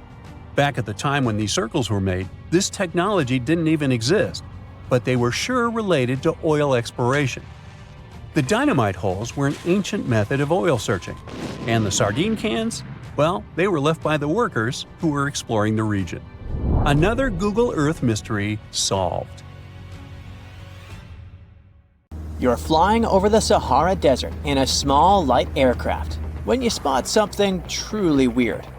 It seems to belong to a very different part of the world, the ocean. But what ocean can be huge enough for this monstrous sea star to dwell there? You descend and realize that it's not a sea star. It's a towering dune with a pretty unique shape, and it's not alone. From afar, these magnificent sand structures look a bit like pyramids. They have pointed tops and radiating arms. Called star dunes, they're the most complex and largest desert dunes in the world. They're the tallest of their kind, but that's not the coolest thing about them. Researchers have found similar formations on Mars and even on one of Saturn's moons, Titan. Star dunes aren't super rare, but they're especially widespread in southeastern Morocco near the border with Algeria. That's where you're flying at the moment, and the breathtaking dune you're marveling at is Lela Lalia, probably the most famous of them all, a giant 330 feet tall. Scientists believe that it formed in less than 1,000 years. How about doing some research to find out more about these unusual formations? There, I see a great spot for landing. Star dunes got their name because of their multi-armed shapes. They form in areas where winds change direction throughout the year. But even though you can find them in different places on our planet, there is just one confirmed star dune in the rock record, the collective record of Earth's development reflected in preserved rocks. The star dune in question is in Scotland, and it's ancient, from about 250 million years ago. That's all we know about super old star dunes. Probably because we don't know what to look for to identify one. Another problem. Star dunes often form in remote locations, which makes them extremely difficult to study. Imagine reaching the nearest settlement, then somehow traveling who knows how many miles to the dune itself, and then slogging up several hundred feet of shifting sand. I'll pass. But you can go since you've already landed, and the dune is right here in front of you. Currently, you're in a dune field called Erg Shabi. Lucky for you, this area has long become a popular tourist stop. Look, in the distance, there are hotels and even a good road. Scientists who examined Leilalalia before you used ground-penetrating radar to find out more about the sand formation. This equipment can detect the tiniest differences in sand grain sizes and water content under the surface of the dune. That's how you can create a picture of its interior layers. Look out! Phew, it was a close call. See this trench? The researchers dug such trenches to take samples of long-buried sands and then examined them. It's a pretty cool process. The thing is, while buried deep inside, the quartz in the sand accumulates radiation coming from natural sources within our planet. We can compare the grains of quartz to minuscule rechargeable batteries. They can store the energy they get from radiation. When researchers bring them to the laboratory, they can make the grains release that energy, which comes out in the form of light. Scientists can measure the brightness and say when the sand enjoyed sunlight for the last time. Now, when those experts who dug the trenches looked inside Leilalalia, they were shocked. The enormous formation turned out to be very young, for a dune, of course. You'd expect a dune that is several hundred feet tall to be pretty old, like thousands or tens of thousands of years. But that wasn't the case. Well, at least not entirely.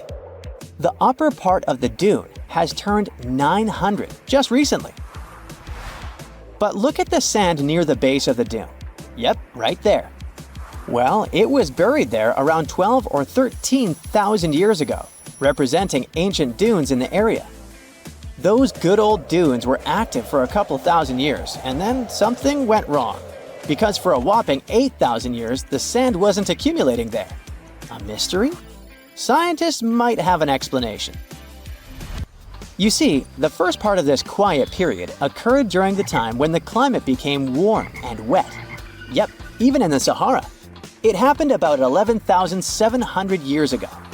It was the end of the last ice age and the beginning of a new era, the Holocene. And guess what? The Sahara went green. It started blooming like your local botanic garden. Plants started popping up all over the place, stabilizing the sand. If you had visited the Sahara during that period, you wouldn't have recognized this place. But you would have likely come across humans wandering marshy landscapes and hunting for food. Researchers have found pottery fragments and stone tools on one side of Leilalalia. That's true.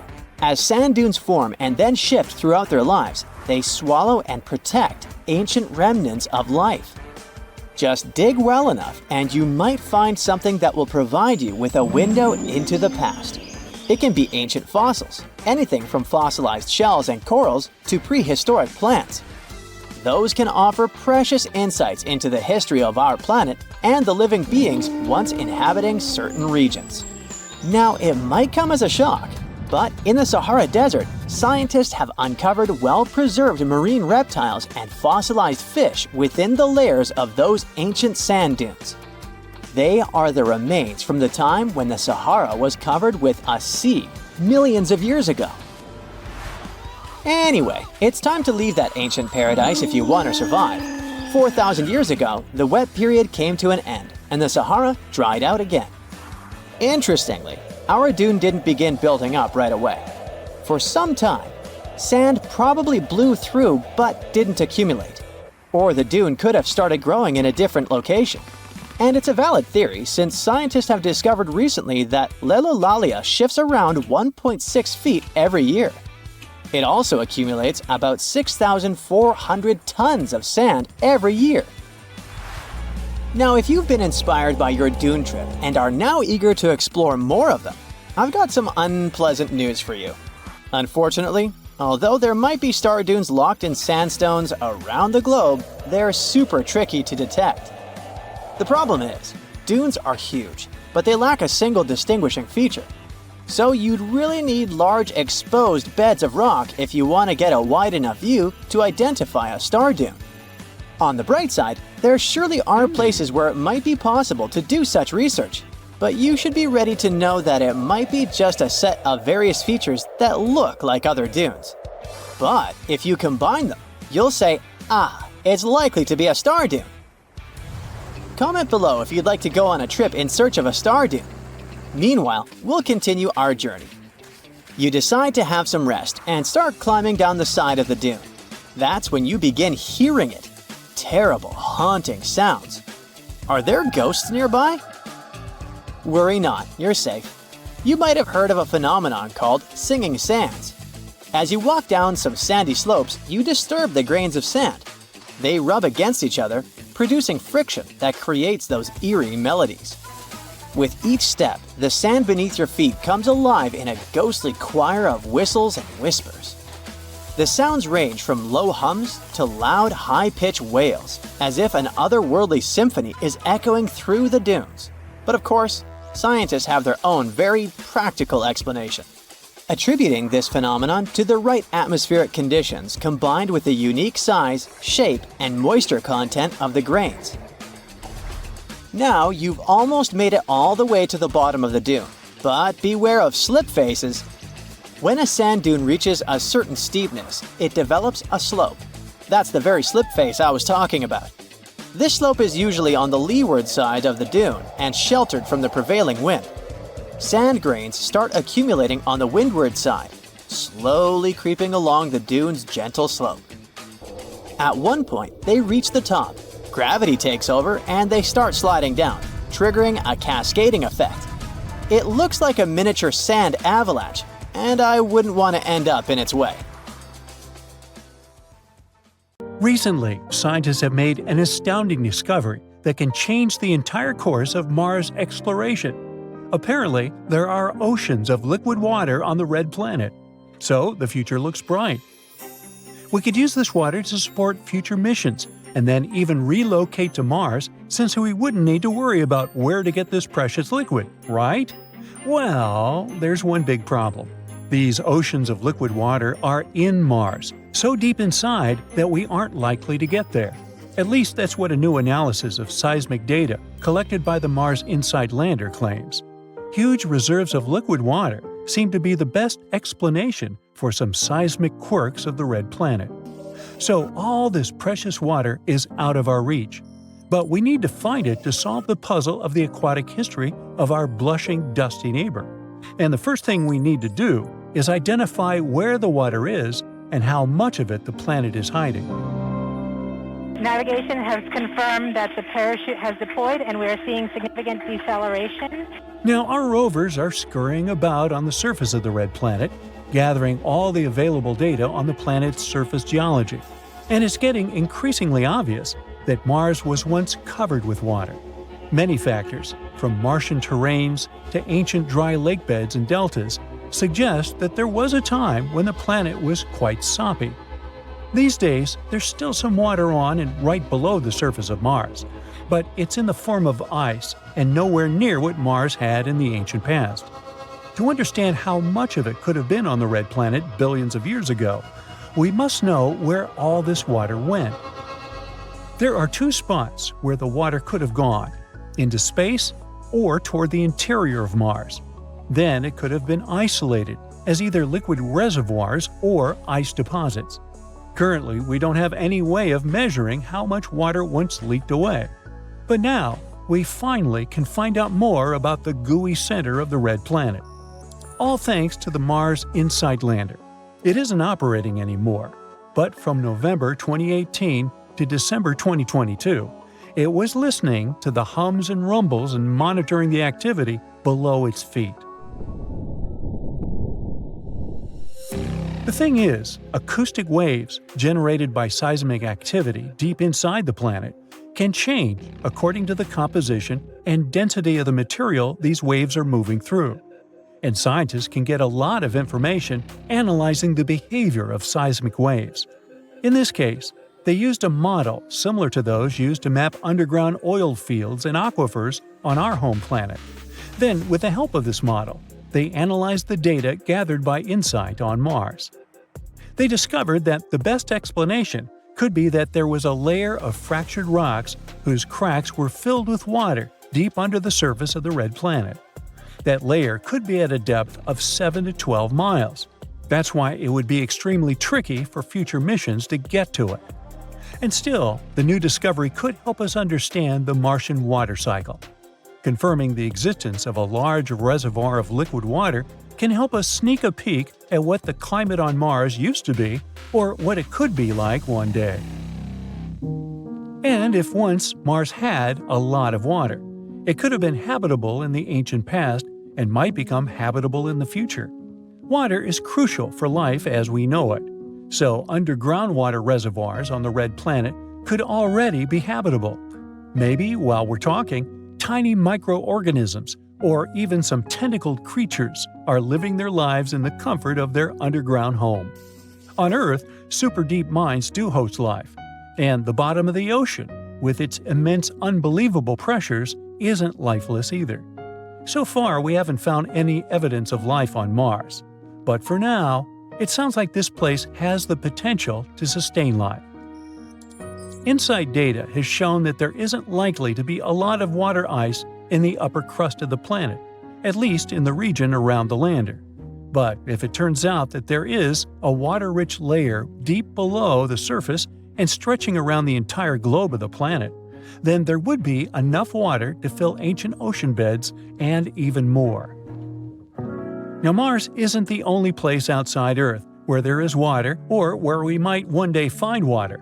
Take the good old Moon, for example. On Earth's natural satellite, water can be found all over the surface, but it's not the water you might be imagining. On the Moon, water remains mostly as ice, and it's distributed unevenly. For example, the poles of the Moon are the regions that never receive sunlight. This is the reason they're extremely cold, and it's no wonder there's a lot of ice there. The ice in these areas is often mixed with the lunar soil and hiding deep below the surface. Then there's Enceladus, the sixth largest moon of Saturn. In reality, it's not that large, just 314 miles across. In other words, this moon is small enough to fit inside Arizona. Ooh, we should try that. Well, interestingly, when the Cassini space probe first arrived at Saturn, researchers were expecting Enceladus to be a frozen ball of ice. But what they saw was plumes of icy particles and water vapor erupting from geysers on the moon's surface. It was clear that there was a massive ocean between the moon's rocky core and its icy shell. Then there's Jupiter's moon Europa. Scientists think that this world is one of the most promising places in the solar system when it comes to searching for new life forms. That's because Europa has a huge saltwater ocean as deep as 40 to 100 miles. And even though it's under a layer of ice that is likely to be 10 to 20 miles thick, it's still potentially habitable. Astronomers believe that plumes of water might erupt from cracks in the ice shell and release the contents of the moon's ocean into space. The temperature, pressure, and chemistry are very different on Europa, and astronomers aren't sure yet how the ice behaves there. That's the main reason they haven't figured out yet how deep or large the water reservoirs on Europa are and how long they need to refreeze. But out of all the places where we could find water in the universe, the most bizarre is probably open space. In 2011, two teams of astronomers discovered a cloud of water floating freely among stars. It was the largest and farthest reservoir of water ever detected. So this massive cloud of water vapor surrounds a black hole. But not just any black hole. This one's a quasar, located 12 billion light-years from Earth. The conditions around this quasar must be really special to create such an enormous amount of water. This cloud contains 140 trillion times the volume of all the water on Earth. That's enough to give every person on the planet a whole planet's worth of water 20,000 times over. Sounds wild, doesn't it? But there's something even cooler. Astronomers think this water cloud formed just 1.6 billion years after the universe began. This discovery is yet another sign that water has been around all over the universe, even in its early days. But here's the kicker. Until they found this, scientists had never detected water vapor so far back in time. Sure, there's water in our Milky Way galaxy, but most of it's frozen solid in ice. This discovery really pushes the boundaries of what we know about water in the universe. Hey, how do you feel about taking a trip back in time? We're diving into the history of the Amazon forest to unravel the mystery of its lost cities. Grab your bug spray and hop on. The Amazon forest is the world's largest rainforest. The environment there can be extremely challenging for human life. Yet, the legend goes that the Amazon has been home to sprawling settlements, rich in unmeasurable wealth. Could that really be true? Or is that none other than a figment of our collective imagination? The legend of El Dorado might be the myth that started this whole thing. As European explorers began their excavations in American lands back in the 1500s, word got out of an Amazonian civilization that used to paint their leader in gold as an offering to higher powers. The legend of El Hombre Dorado, aka the Golden Man, began to quickly spread around Europe. Explorers got excited at the possibility of finding an infinite amount of gold somewhere deep within the Latin American jungle.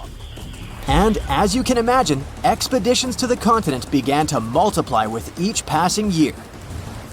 It didn't take long before explorers found this civilization. They were known as the Muisca people and were located in Colombia, near Lake Gudavia. The Muisca people had a tradition of painting their leader, aka the Zipa, from head to toe in gold. In a ceremonial gesture, the Zipa would swim into the river, spreading gold dust all over the lake. For the Muisca, this was their way of acknowledging and thanking the higher powers of the universe they believed in. When European explorers heard and witnessed this practice, they were amazed. For them, gold was used solely for commercial purposes as their main currency for trade. This made them think that the Muisca people must have stacks and stacks of gold hidden somewhere in the jungle for them to use it so abundantly. Well, that's how the legend of El Dorado was born. What was once the practice of El Hombre Dorado traveled on word of mouth until it became El Dorado, a fictional city that was most likely to hide piles of gold. The hunt for this city led Europeans to spend large amounts of money to scour the Amazon forest. Unfortunately, all of their expeditions came back empty-handed. That is, if they ever came back at all. Now, jump to the beginning of the 1900s. In England, the Royal Geographic Society, a prestigious British institution, was looking for somebody willing to travel down to Latin America to trace the border between Brazil and Bolivia. More specifically, the part of the border that is nestled deep within the Amazon rainforest. One Sir Percy Fawcett was a Latin American aficionado, and he gladly volunteered to do the job. Oh, it's important to note that the Amazon forest is virtually the size of the continental USA. It sprawls across 8 countries, including Brazil, Peru, and Bolivia. And trust me, getting around is no easy feat. The jungle is covered in dense vegetation, and in addition to that, it's home to insane predators such as anaconda snakes, panthers, crocodiles, piranhas, and so on. But despite all that, Fawcett was very successful in his mapping adventure and seemed to be wanting to come back more. Back in England, Fawcett would scour diaries from other explorers hoping to learn more about the ancient Amazonian civilizations. He would read about the Incas and the Mayans and the great empires they built. He believed that if the Incas were capable of building empires that stretched over 2 million square miles, this could mean that other Amazonian civilizations could have thrived there too. During his research, Fawcett came across a report from a 16th century explorer. The report told of a city deep within the Amazon forest that held unimaginable quantities of minerals, a town that stretched for 15 miles without any space from a house to house. This report fueled Fawcett's imagination to a new extreme. From then on, he became obsessed with finding what he called the lost city of Z. Over years, Fawcett searched the Amazon forest, usually looking for stone ruins that could possibly indicate human settlements. On his later expeditions, he focused on exploring the state of Mato Grosso in central Brazil. He would travel from Europe and into the lower region of the Xingu River. The trip to the Xingu would take him around 14 days on foot. Then, he would set sail in small wooden boats accompanied by local indigenous leaders that knew the region better than anyone. How he communicated with the indigenous population is still a mystery, since they only spoke in local dialects. Some scientists believe that this could have been the real reason why he never found the city. They believed he wasn't able to communicate what exactly he was looking for. And this was not his greatest difficulty. As we've said before, Amazon is not a kind place for its visitors. In his diaries, Fawcett tells of encounters with a 60-foot-long anaconda, which he bravely survived. He writes of endless sleepless nights and waking up with his hands and feet swollen from mosquito bites. Some of his peers said he was invincible and tireless, but the day came during his 8th expedition when he didn't make it back home. Fawcett disappeared without leaving any trace behind. Some even suspect that he was close to reaching his lifelong goal. On the day of his disappearance, he sent an optimistic letter to his wife saying there was nothing to fear, and that he was setting out on a certain final search. Fawcett's failed attempt to find ruins seemed to support what had become a consensus among experts at the time, that this rainforest was too inhospitable to support large, complex societies, let alone cities. Experts were convinced that the Amazon's lost cities were nothing more than fiction. That is, until the 1960s, when modern research began to find evidence that suggested otherwise. Scientists discovered patches of extremely fertile soil. They called it Black Earth. And apparently, they found lots of it in the Amazon, especially alongside rivers. Further research even showed that such soil was created by human waste or the intentional burning of forests, which adds nutrients to the soil below, which could only mean bingo! The discovery of Black Earth was the evidence that large-scale agriculture was possible and probably did exist amidst the Amazon, confirming that settlements could have formed there after all. In the 1990s, along the Xingu River in Brazil, a team of archaeologists from the University of Florida made a remarkable discovery. Working alongside local indigenous people, they found very long ditches. After mapping them, they realized that these ditches were a sign of a big settlement.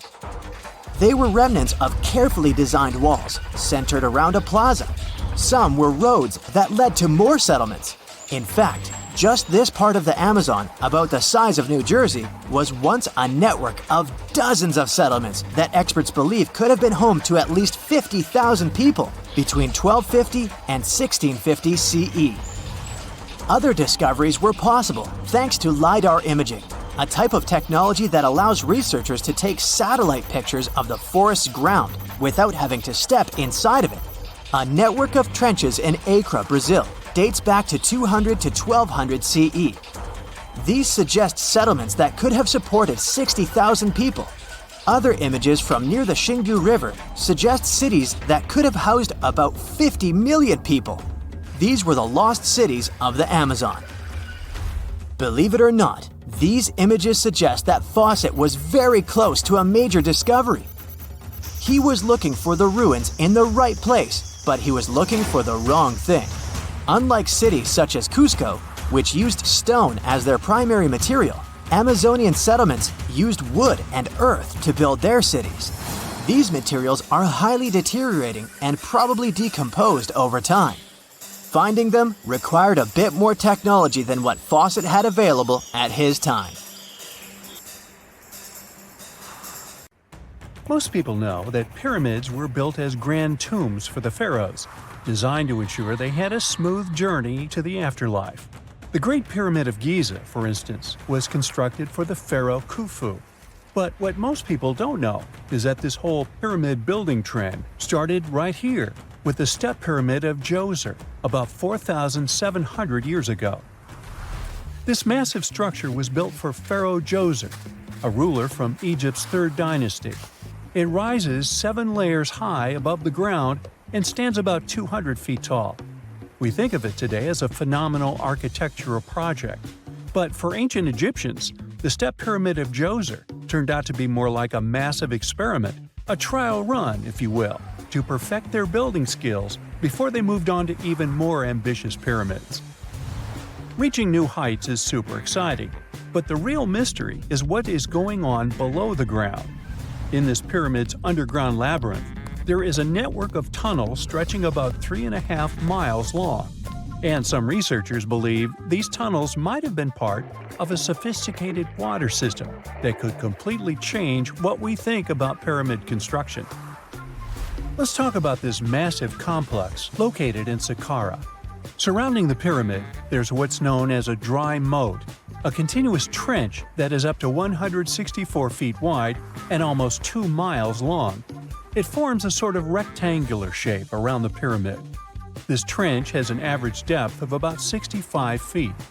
Now, if you were to add up all the earth and rock they dug out to create this moat, it would be about 10 times the volume of the step pyramid itself.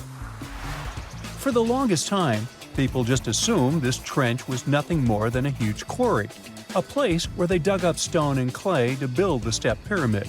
Makes sense, right? But when you take a closer look, it doesn't add up. The trench is too narrow and deep to be practical for mining, and its layout doesn't match anything we know about ancient Egyptian quarrying methods. Plus, some sections of the trench are actually covered with a rocky ceiling, which would have made it nearly impossible to use as a quarry. Another theory suggests that the dry moat had some kind of spiritual significance.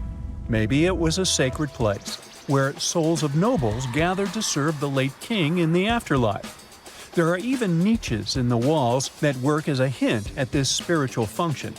But most researchers believe that this purpose likely developed much later, long after the complex was built for Djoser. So what was the moat really designed for? In 2020, a researcher came up with a pretty intriguing idea. It is possible that this trench was actually designed to collect and manage water, especially after heavy rainfalls. Now, that makes sense when you consider the location. The moat sits in an area that could easily have been flooded by runoff water from nearby plains. This could also explain why the trench wasn't used for new graves until much later when the climate became drier and less prone to flooding. The story becomes even more intriguing, as this trench appears to be part of a larger, more complex hydraulic system within the Djoser complex. It is like the trench has several compartments, carefully carved out of the rock and connected by tunnels. These compartments likely served as a part of a water treatment system, where water would flow from one compartment to the next, getting cleaner as it moved along. Now, here is where things start to tie into the pyramid itself. The Djoser complex has a series of underground shafts, and some researchers think that water from the moat's deep trench might have been used to power a hydraulic lift system, and this giant water-powered elevator could have been used to raise the heavy stones needed to build the pyramid. It worked like a volcano, but instead of lava, water did the heavy lifting. Imagine a big deep hole in the ground at the center of the pyramid site. Inside this hole, there was a huge wooden platform, kind of like a giant raft that could move up and down. When the workers wanted to lift a heavy stone, they would fill the hole with water. As the water rose, the wooden platform started to float up, carrying the stone with it, almost like a giant water-powered elevator. When the stone reached the right height, the workers slid it off the platform and onto the pyramid.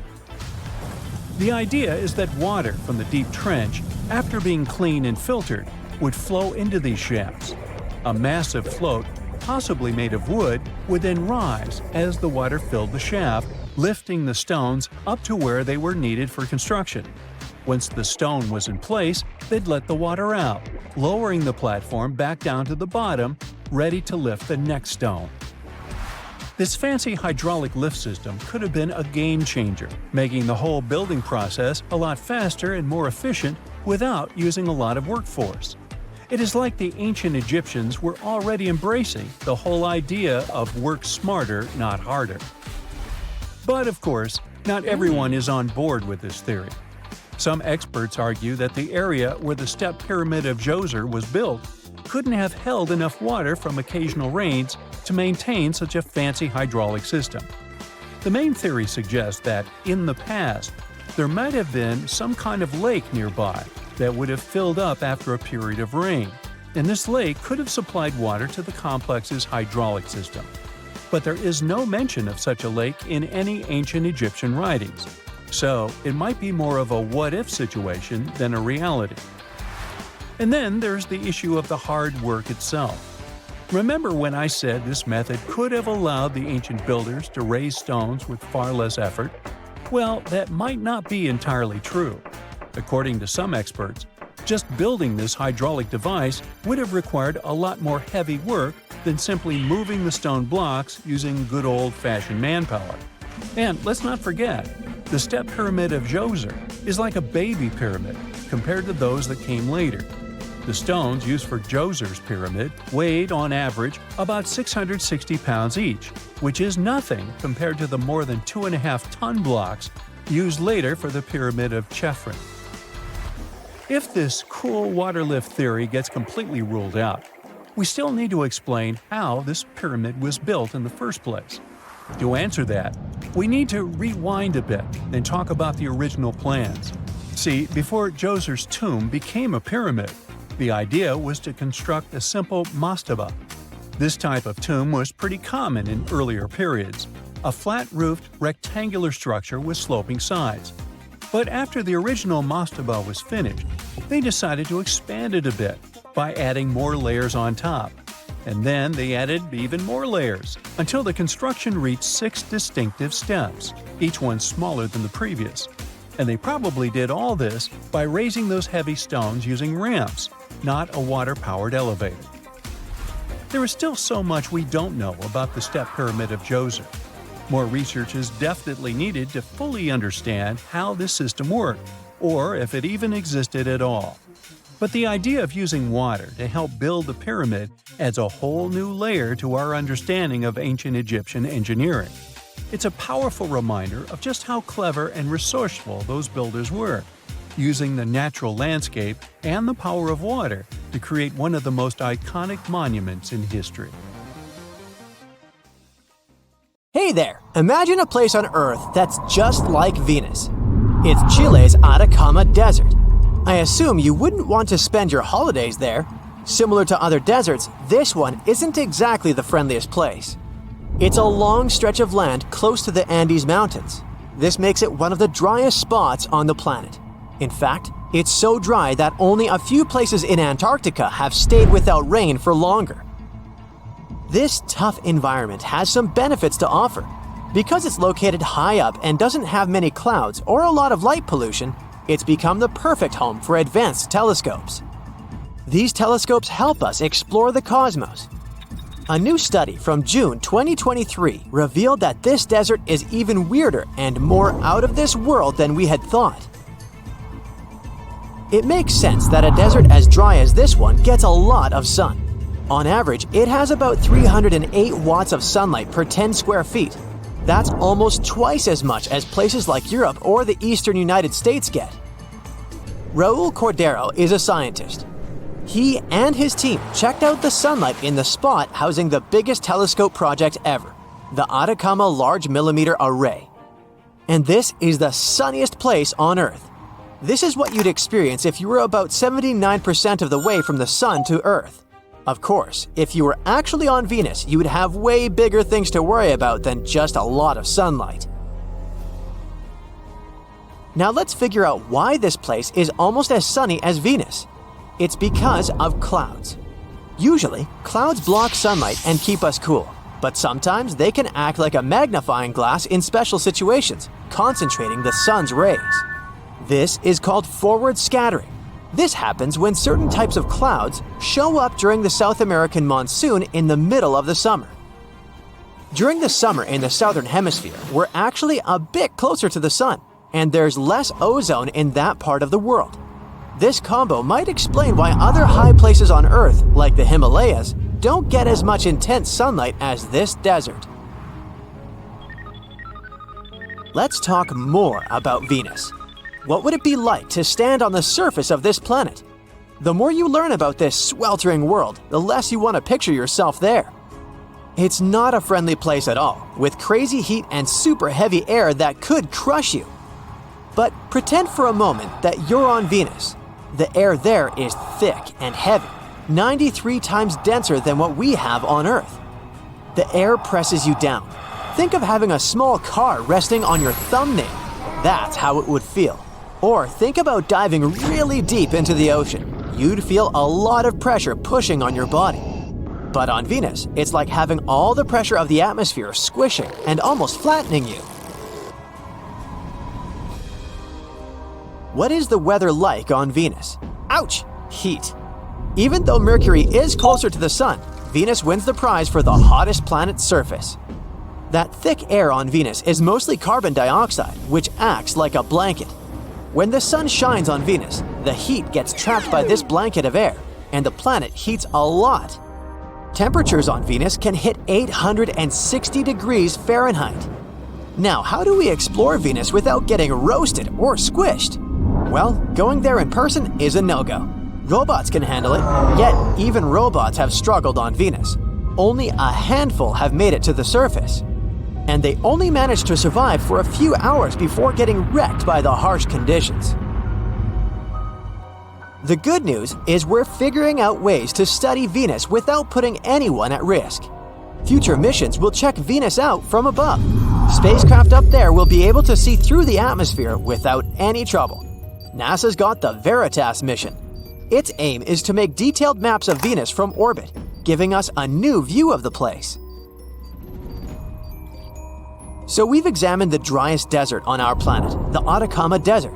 No wonder this area is the place that serves as testing grounds for space missions. But despite how arid this region is, there is life there. This is a realm of flamingos and lagoons. The place has colossal salt flats that extend for 4,633 square miles at a depth of 82 feet. It's a place of erupting geysers, naturally heated springs, towering volcanoes, herds of llamas, and deserts so parched that certain pockets have remained untouched by rain for over half a millennium. All this unfolds 2 to 3 miles above the sea level. What else survives in the Atacama Desert? It's quite hard to fathom that plants could thrive in such inhospitable conditions. Yet, they manage to survive here. Take, for instance, Tillandsia landbecki. These plants defy the odds in the desert by extracting moisture from the fog that rolls in from the nearby coast. This fog water can also serve as a sustainable water source for humans. These plants lack traditional roots. Instead, they use their older, deceased parts to anchor themselves in the sand, forming little dune-like structures. They draw moisture out of the mist through their slender leaves and shoots, which swell upon contact with water. Nocturnal dew also provides water, particularly during the summer when fog is scarce. Together, plant communities existing there are known as lomas vegetation. The presence of this vegetation in the Atacama Desert is limited to a narrow coastal area where fog regularly occurs. Factors such as the distance from the Pacific, prevailing wind direction, and topography restrict the distribution of fog ecosystems. Satellite data analysis reveals that plants grow at altitudes ranging from 2,625 feet to 4,100 feet above sea level and up to 28 miles inland. They are mainly found on sandy plains along fog corridors or on slopes. They're about as tall as 1.5 feet, and they usually form a line. This clever lineup helps them catch all the moisture and yummy nutrients they need. The arrangement of these clusters depends on how much foggy water they can find. These tough desert plants are like water wizards of the plant world. They're so good at surviving in the desert that they give us ideas about getting water from fog. Water is precious in places like Iquique and small villages near the desert. Plus, with all the digging for stuff like copper and lithium, which makes batteries work, they need even more water. Usually, people get drinking water from under the ground, but these little plants have something to teach us. Using this trick, we're making a map showing where these plants like to party most. This map could help us find perfect spots for catching fog with special nets. Here's another idea that will make you feel like you're on the surface of another planet. Pelican Point is in Namibia. You might not expect it, but Pelican Point is actually a great place to surf. Every year, it only gets around 0.30 inches of rain, but that doesn't stop surfers from riding the waves. The weather is kind of unique here. It's hardly ever too hot or too cold. This place has an unusual type of dry climate, thanks to the cold ocean currents near the bay. Skeleton Bay, alternatively named Donkey Bay, is an iconic surfing location. The surf wave crashes onto the sands of Pelican Point, situated about 5 miles northwest of Walvis Bay, a compact harbor town famous for its sand dunes and secure anchorage. Would you surf there? The most exciting accidental discovery I've made in my life was a $10 bill in my old winter jacket.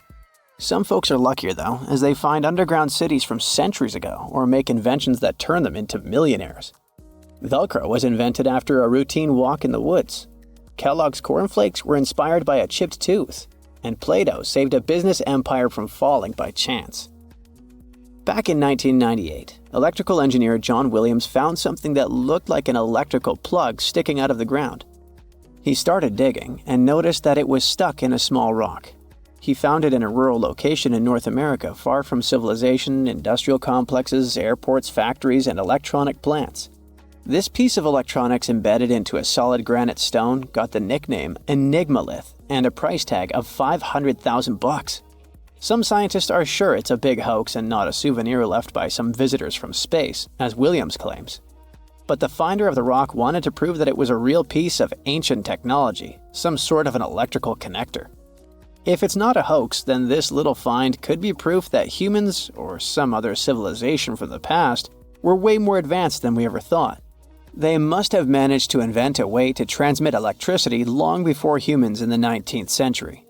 He offered scientists to take a look at this find and establish what it really is without breaking the rock open, but there were no takers. Williams consulted an engineer and a geologist, and both confirmed there were no traces of glue on the electronic component. It hasn't been welded either, so it must be as old as the rock, which is around 100,000 years old, according to geological analysis. Dr. John Kellogg had a philosophy of biological living with regular exercise, massage, plenty of water, zero bad habits, caffeine, and no meat. At the end of the 19th century, he looked over a health institute in Michigan. He once whipped up a mix of flour, oats, and cornmeal. He thought that by baking whole grains at high temps, they'd be easier on the stomach and healthier overall. He baked the mix twice and first made cookies, but a patient chipped a tooth on that version. Then he decided to break it into small pieces. It's hard to pinpoint exactly how Kellogg cornflakes came to be, with so many versions of the story floating around. Kellogg's wife, Ella, and his brother Will both claimed they played a role in creating the flakes, along with several other family members and sanitarium staff. The company lore says that it all went down one night in 1898, when some wheat-based cereal dough was left out too long, fermenting in the process. When rolled out thin, the slightly moldy dough turned into these perfect large thin flakes that got all crispy and yummy in the oven. Over the next few years, Will Kellogg kept tweaking the recipe and realized that corn, not wheat, made even crunchier, tastier flakes. His brand, Kellogg's Corn Flakes, has grown into a multi-billion-dollar company. Swiss engineer George de Mestral once went for a walk with his dog and came back with a concept that would later go to space. Once they got back from the woods, de Mestral noticed that his pants and his dog's fur were covered in the tiny barbs of the cocklebur plant. He examined the burrs under the microscope and noticed that they were shaped like tiny hooks that stuck to loops on clothes and fur. He decided to recreate that natural tech to design an extra strong fastener, one with many practical uses. He was testing different materials for his invention for so many years and finally settled on nylon. He also needed to design a special type of loom that could weave the fibers in the right size, shape, and density.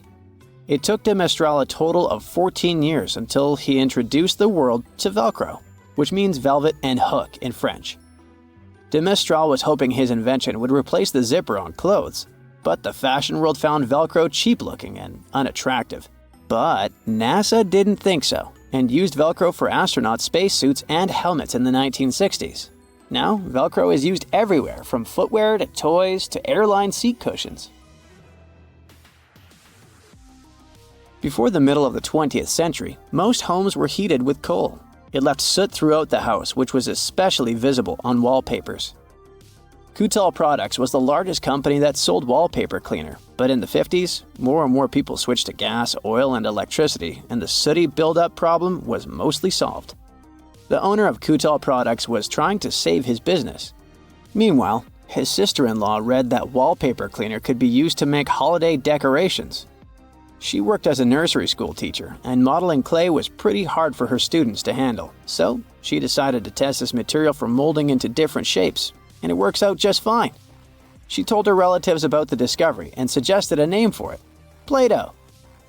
The Kutal company was about to go bankrupt, so it was a great alternative for a new business. Soon enough, Macy's and Marshall Field got interested in the new toy and started selling it. Play-Doh was originally only in one color, white, but soon expanded to red, blue, and yellow. They also made several changes to the original recipe, but the mixture is still mostly the same as when it was used to clean wallpapers. An urban legend says that if you take all the Play-Doh compound ever made and put it through their Fun Factory playset, you'll get a snake that will wrap around the planet 300 times. A man in Turkey was renovating his home when he knocked down a wall in his basement with a sledgehammer. He found a tunnel behind the wall that led to an ancient underground city. The tunnel led to more tunnels and then halls and chambers. It turned out to be a whole underground complex with 18 stories and without a single inhabitant, abandoned a long time ago. It was the city of Derinkuyu, built thousands of years ago, a home for up to 20,000 people. Whoever built it had great skill, and it's rather easy to build tunnels out of the soft rock, but cave-ins are a big risk. None of the floors at Derinkuyu have ever collapsed. The city had a complex ventilation system with over 15,000 shafts. The upper levels had the best ventilation and were used for living and sleeping quarters. The lower levels were mainly used for storage, but they also had a dungeon. In between, there were room for domestic animals, a school, a convent, and small churches. John Martin, a forestry professor, was out exploring a forest in Wisconsin one night. He was shining a UV flashlight up into the canopy to spot lichens, fungi, plants, and frogs that glow under the UV light. Then suddenly, he heard a flying squirrel chirping at a bird feeder, pointed the flashlight at it, and saw it light up pink. The professor told his colleagues about it, and they decided to investigate further. They checked out some flying squirrel skins at museums to see if this pink glow is a common thing among them. It turns out that almost all of the flying squirrel specimens they looked at had the same pink fluorescence. Non-flying squirrels didn't glow at all. Other animals with fluorescence, like puffins and chameleons, glow blue under UV light. The only other mammals with fluorescent fur are around 20 species of opossum. They live in different ecosystems and have different diets. The only thing they have in common with flying squirrels is that they're all active at night. And regular squirrels prefer sunlight. There's enough ultraviolet light in low-light conditions, and nocturnal animals need UV vision. So the pink glow might have to do with nighttime perception and navigation, especially in cold and snowy conditions.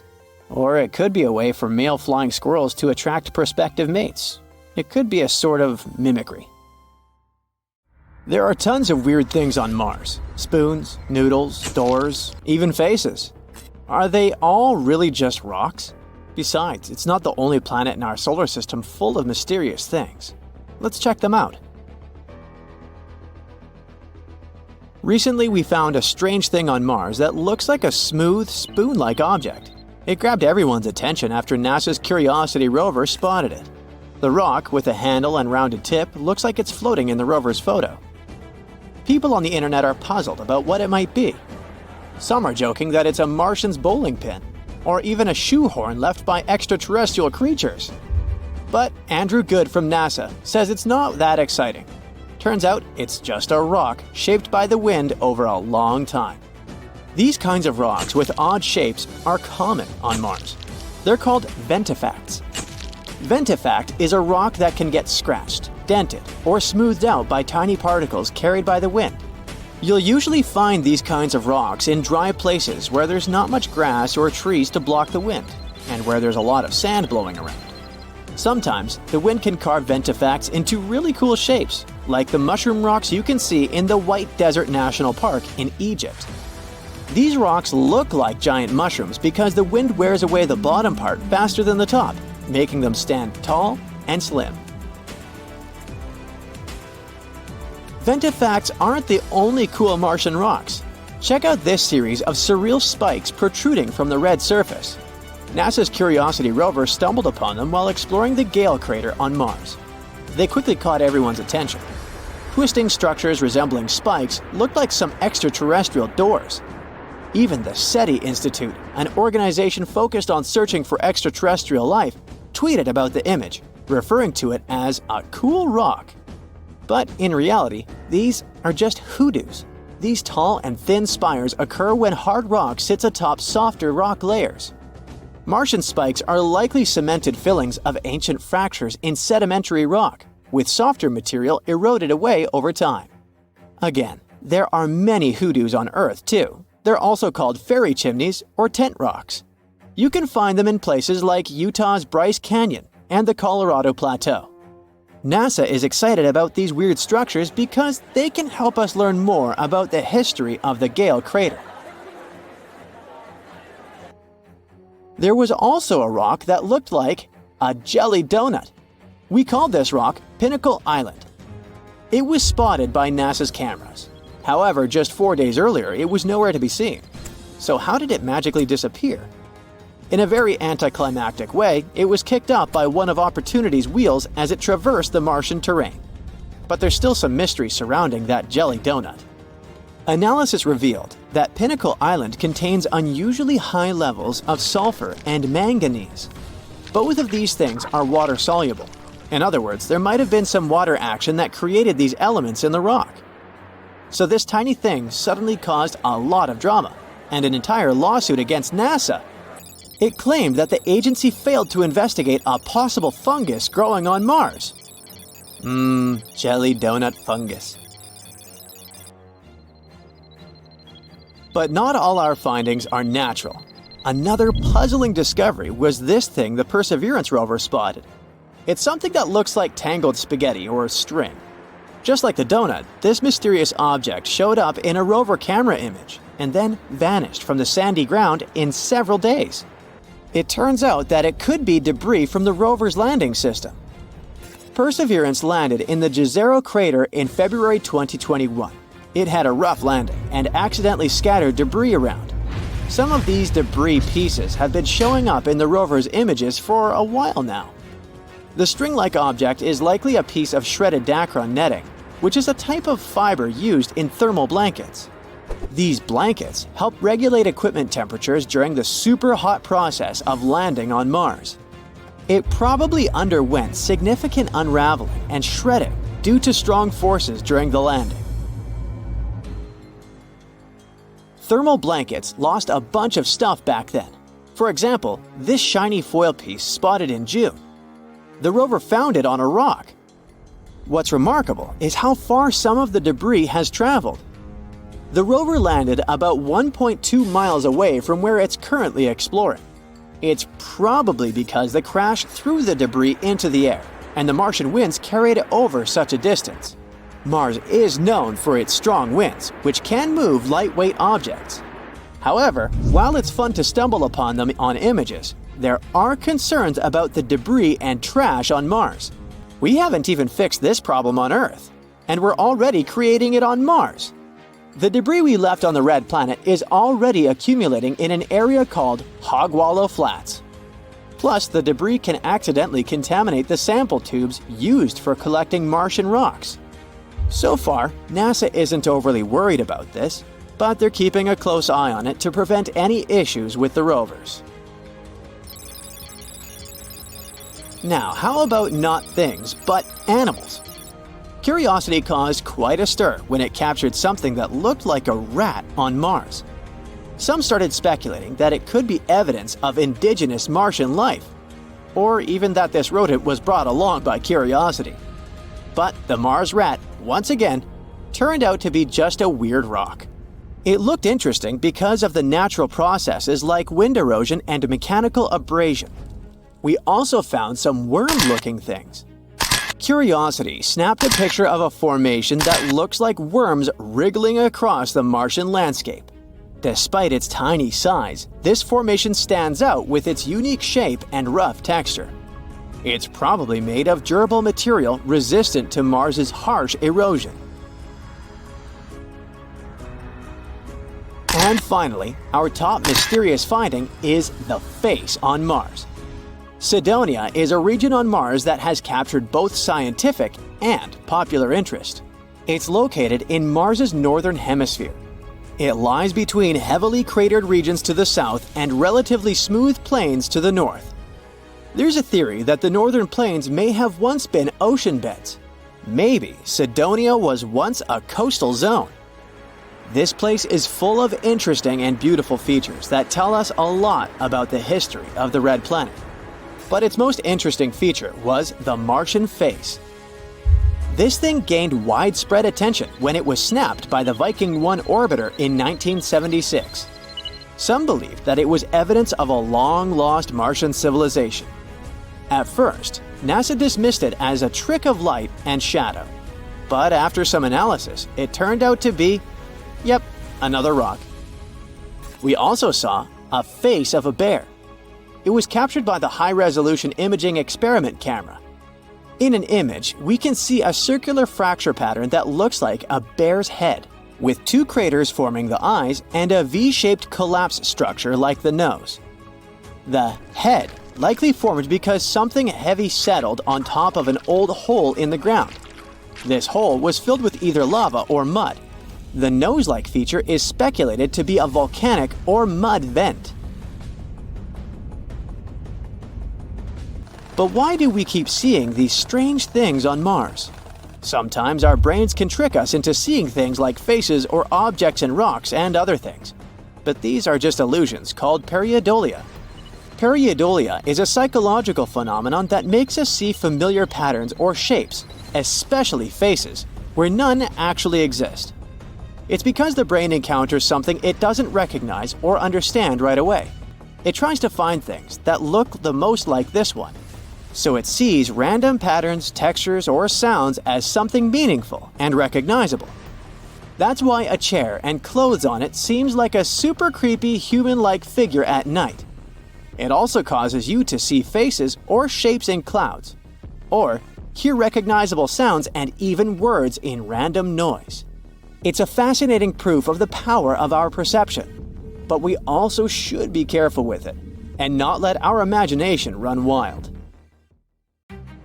People went outside and stopped in wonder. Some gooey stuff was covering the ground.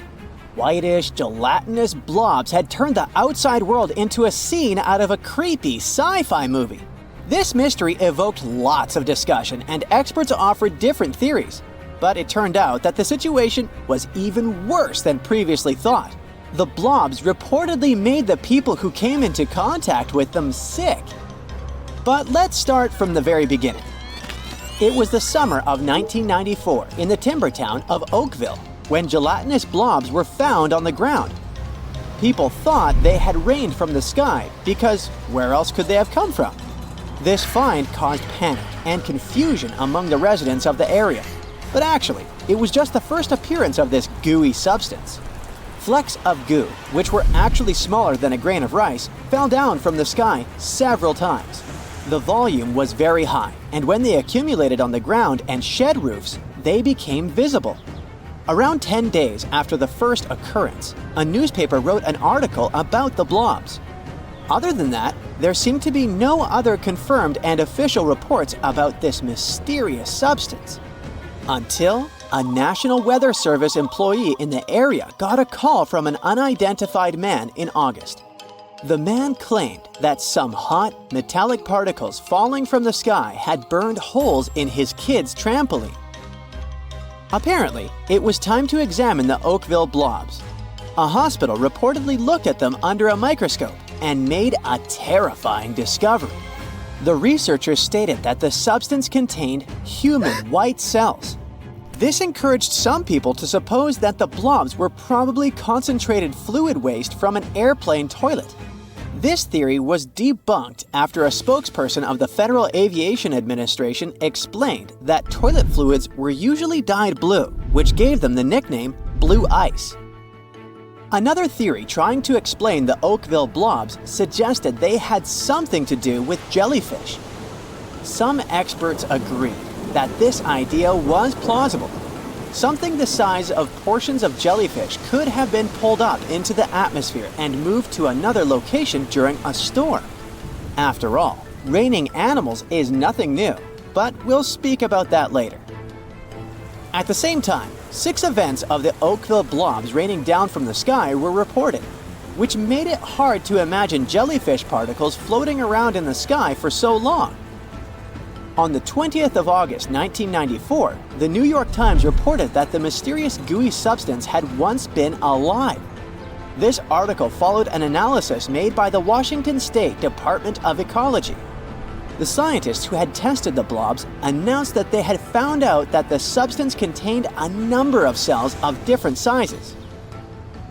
Interestingly, those results brought an end to the human white cell theory since it turned out that the cells didn't have any nuclei. But that's something you definitely see in human white cells and jellyfish as well. These creatures are multicellular organisms whose cells contain nuclei. But what kind of life wouldn't have nuclei? For example, bacteria and some other microorganisms similar to them. An expert working on this mystery said that the blobs had no clearly visible structure, and it didn't appear even when they used a microscope. In the end, the researchers concluded that the substance contained 2 types of bacteria, both found in the digestive tracts of humans and other mammals. They were also often found when waste was deposited. These bacteria could travel in the water and through the air. The goo could be some kind of a carrier system. Unfortunately, the scientists admitted that they didn't have any hard evidence to support their idea. To add to the mystery, the samples reportedly went missing before the researchers could finish their work. But is it true that the weird blobs made people sick? At first sight, yes. A few Oakville residents reported becoming ill and experiencing similar flu-like symptoms after touching the Oakville blobs. But was it a direct consequence? No one knows. Experts admit that the cases of illness could have been a coincidence, which makes the incident even more intriguing. So far, the mystery remains unsolved. Now let's move on to the other stuff falling from the sky. Bad news. Some of it can be totally disgusting. Like worms falling from the sky in China and wiggling on people's cars. Some people thought it was an animal rain, while others were not convinced. They stated that the video was fake since the worms were only on vehicles but not on the ground. Others were sure worm rains were a totally normal thing in March. Ugh, luckily not where I live. But the most shocking thing? Bizarre worm rains happened in the British Isles too. For example, in Scotland, kids were playing soccer when worms started raining down. The reason could be a substantial weather change, or who knows what. But the cases of animal rain actually started long ago. In 1877, an unusual tornado hit a farm in Southern California, bringing along several tiny alligators about 1 foot in length. In 1894, a tornado moved through England, dropping poisonous jellyfish on people's heads. Even though some witnesses claimed those were not jellyfish but tadpoles, the incident was still extremely strange. In 1876, in Kentucky, black humor rain was recorded. That was when chunks of meat fell from the sky. Now, let me tell you, if you're squeamish, you might want to skip this part. Okay, I've warned you. Locals claimed the meat tasted like mutton, but later, researchers discovered that buzzards flying over the area must have felt unwell and regurgitated their meal right in the air. Ew, told ya.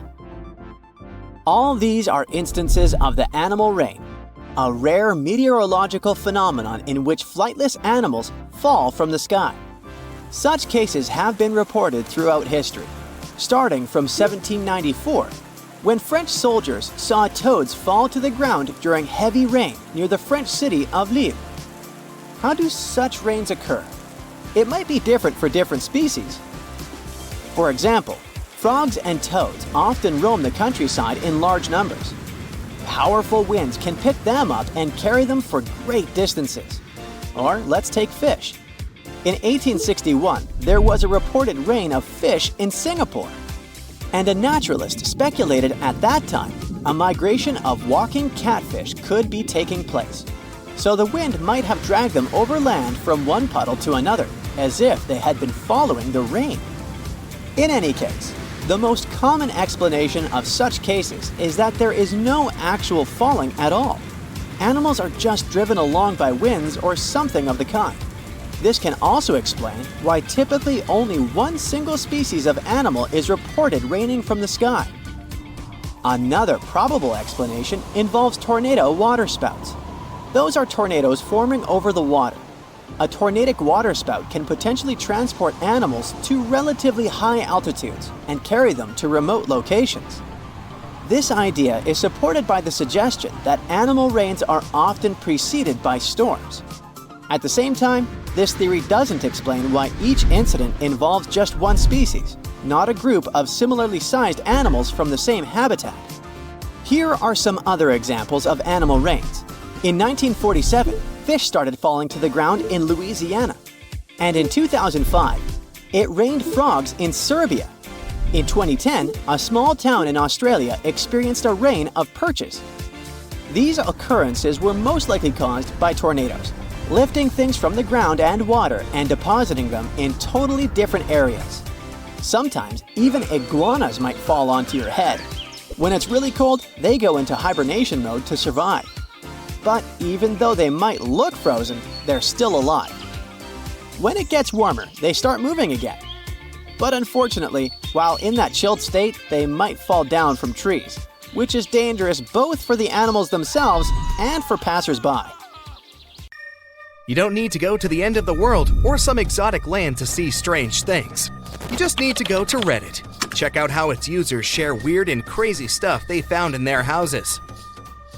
It's rare when old finds in the house have any value, but this married couple managed to win the jackpot. In Cleveland, Ohio, they started making home repairs. The man was tearing dusty boards from the ceiling in the basement when he noticed something behind bars. It was a small green suitcase. He found the second one in another part of the basement. At first, the husband and wife thought the suitcase contained some old baseball cards, but instead, they found a treasure worth 33,000 pounds. There were old banknotes, and some of them were very rare. They were delighted with this find, but didn't spend money on entertainment. According to the man, they used the cash to pay off their mortgage. These people were even luckier. Several residents of a small English town in North Yorkshire were doing repairs in the house. They discovered one of the largest hoards of 18th century English gold coins ever found in Great Britain. The owners removed a small clay cup the size of a soda can, hidden in the concrete under the floorboards. The bowl's surface was covered with a thin layer of salt, and inside, there were about 260 gold coins. The estimated value of the entire treasure was about $200,000. But it all depends on the auction. Perhaps the amount will reach $500,000. One user came to his mom's new multi-apartment building. He went to the basement and found a huge bank vault there. There was this round, thick metal door leading to the bank safe. He didn't find any money or gold, but the vault was in excellent condition. Of course, other Reddit users found out how this could happen. If a bank goes bankrupt, it takes all its belongings from the building except for a giant safe. The fact is that dismantling such an object requires huge costs. It can't be removed without expensive equipment, so banks leave their safes in the building. Another Reddit user wrote that a law firm bought a closed bank building and turned the vault into an office. They couldn't break through a thick wall in this room to install a window, so they just hung a photo with a window. Another user showed a rather creepy discovery made in the basement of his house.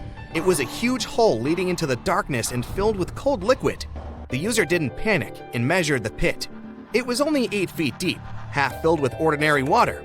He didn't find anything else, no secret room or dungeon. In fact, this was not just a pit, but a particular well called a cistern. And again, thanks to Reddit users for the answer.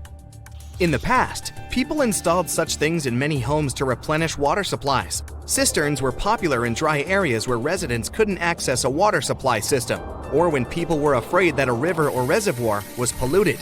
They collected rainwater and stored it in these wells. To avoid contamination from the surrounding soil, they cemented these pits. People used water for house cleaning, showering, and laundry. You could even install filters in such a tank to drink clean water.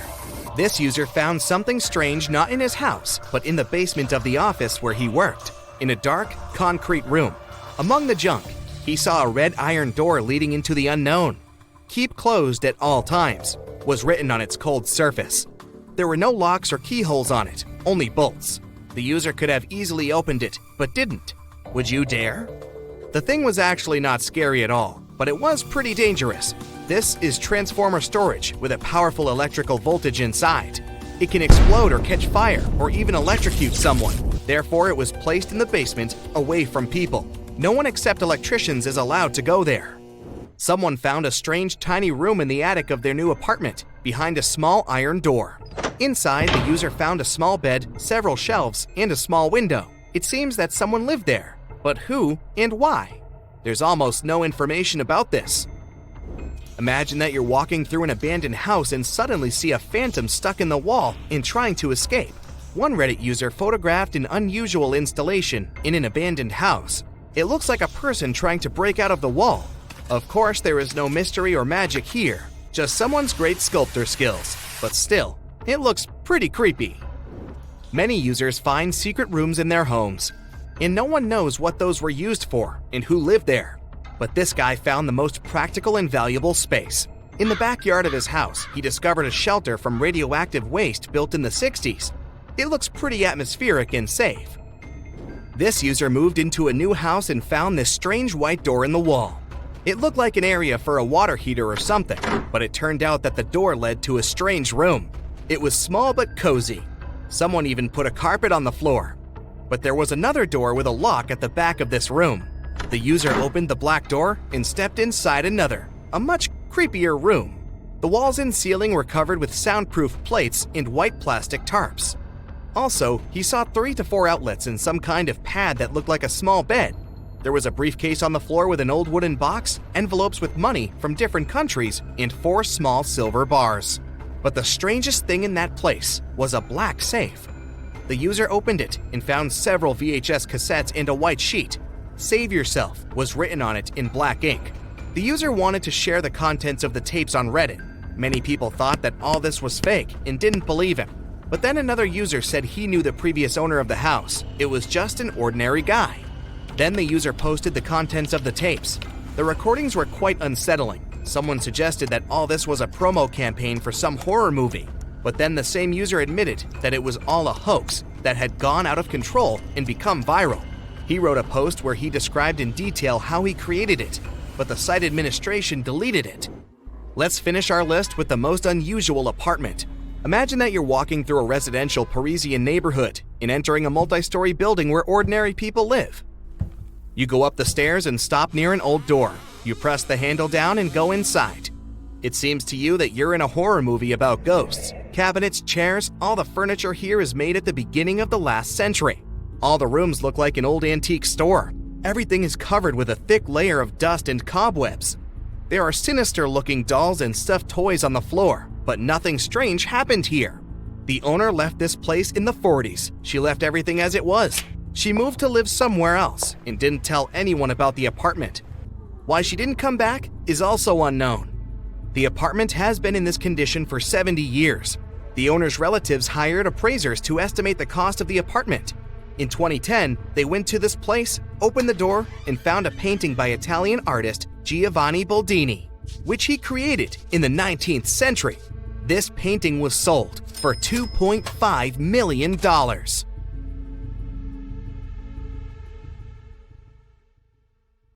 What you see in this picture is a puffball mushroom.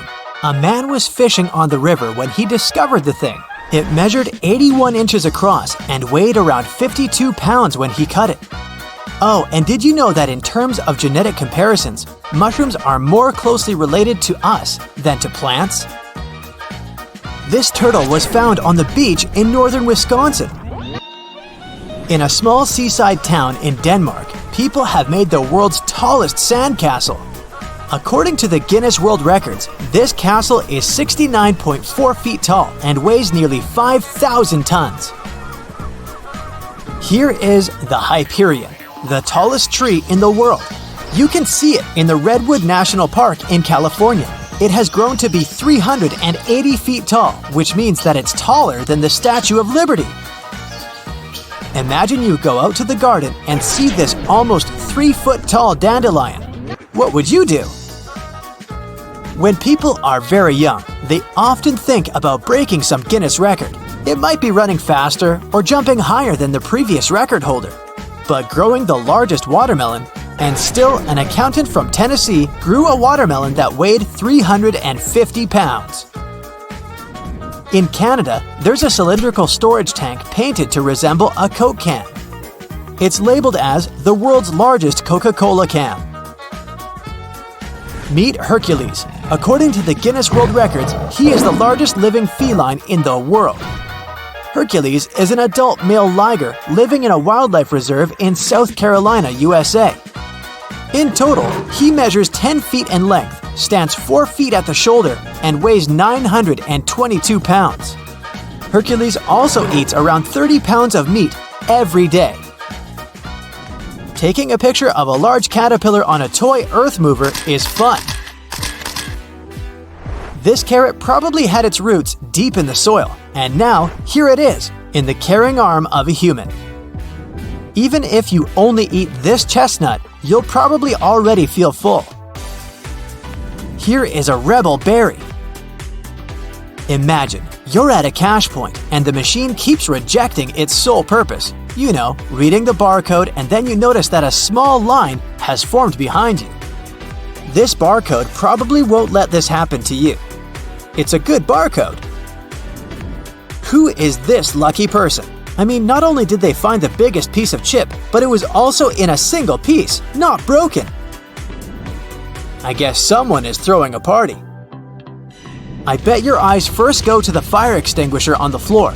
Only after that will you notice the small one on the wall.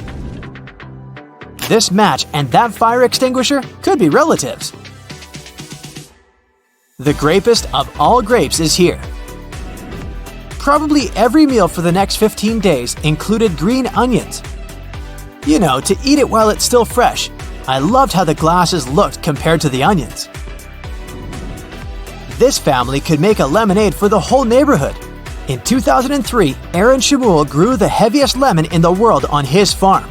The circumference of the lemon was 29 inches and it weighed about 12 pounds. It grew together with another lemon, almost as big. Look at this huge frog. Now might be a good time to debunk this myth. You won't get warts if you touch a frog. This myth might still be around because many frogs have wart-like bumps on their skin. These regular-sized penne pieces seem to be listening to the wise words of the longest one. The tallest penne has named itself Peneghetti. It says that if you believe in yourself, you can grow to be as long as spaghetti. If your favorite fruit is strawberry, this one is for you. It looks like a snake, I know, but it isn't. Make a guess.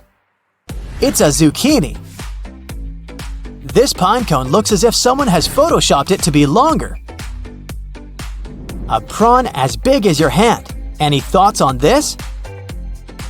A powerful wind gust, and this rabbit might be the first of its kind to fly. Look how small other things in the picture look. The Chinese giant salamander is one of the largest salamanders in the world.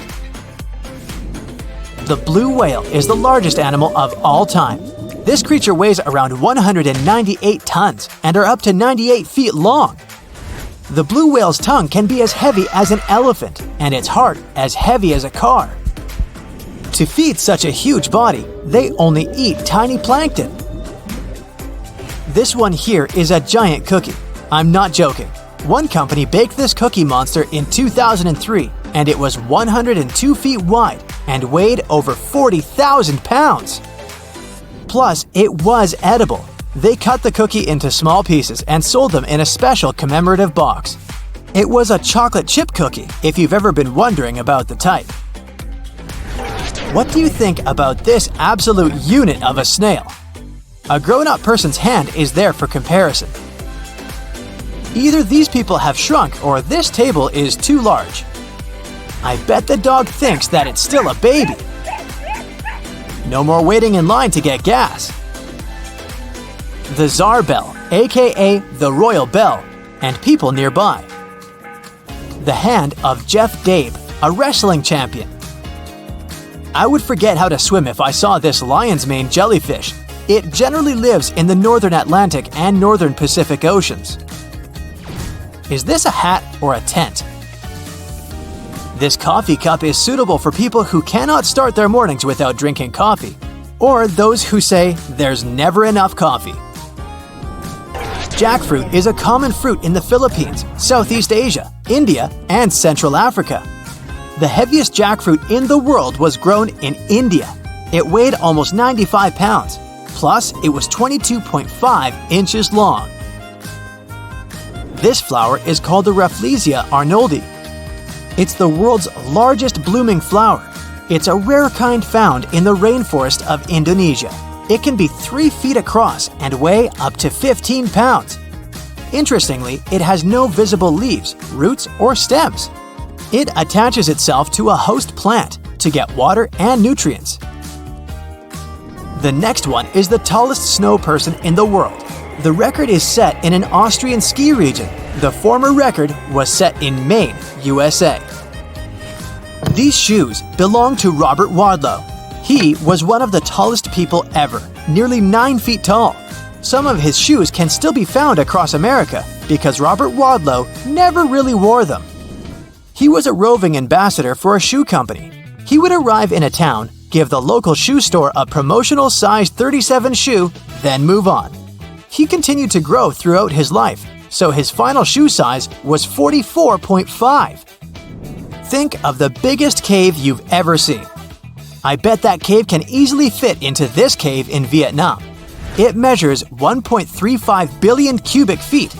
It's twice as large as the world's second biggest cave. So it's hard to break this record. Experts believe that it dates back to 2 to 5 million years ago. The cave formed from soluble limestone. Look at this massive bird. It no longer exists though. Its kind is named Argentavis. These creatures used to live in Argentina around 6 million years ago. Their wingspan could reach 21 feet. Oddly enough, their eggs were smaller than an ostrich egg.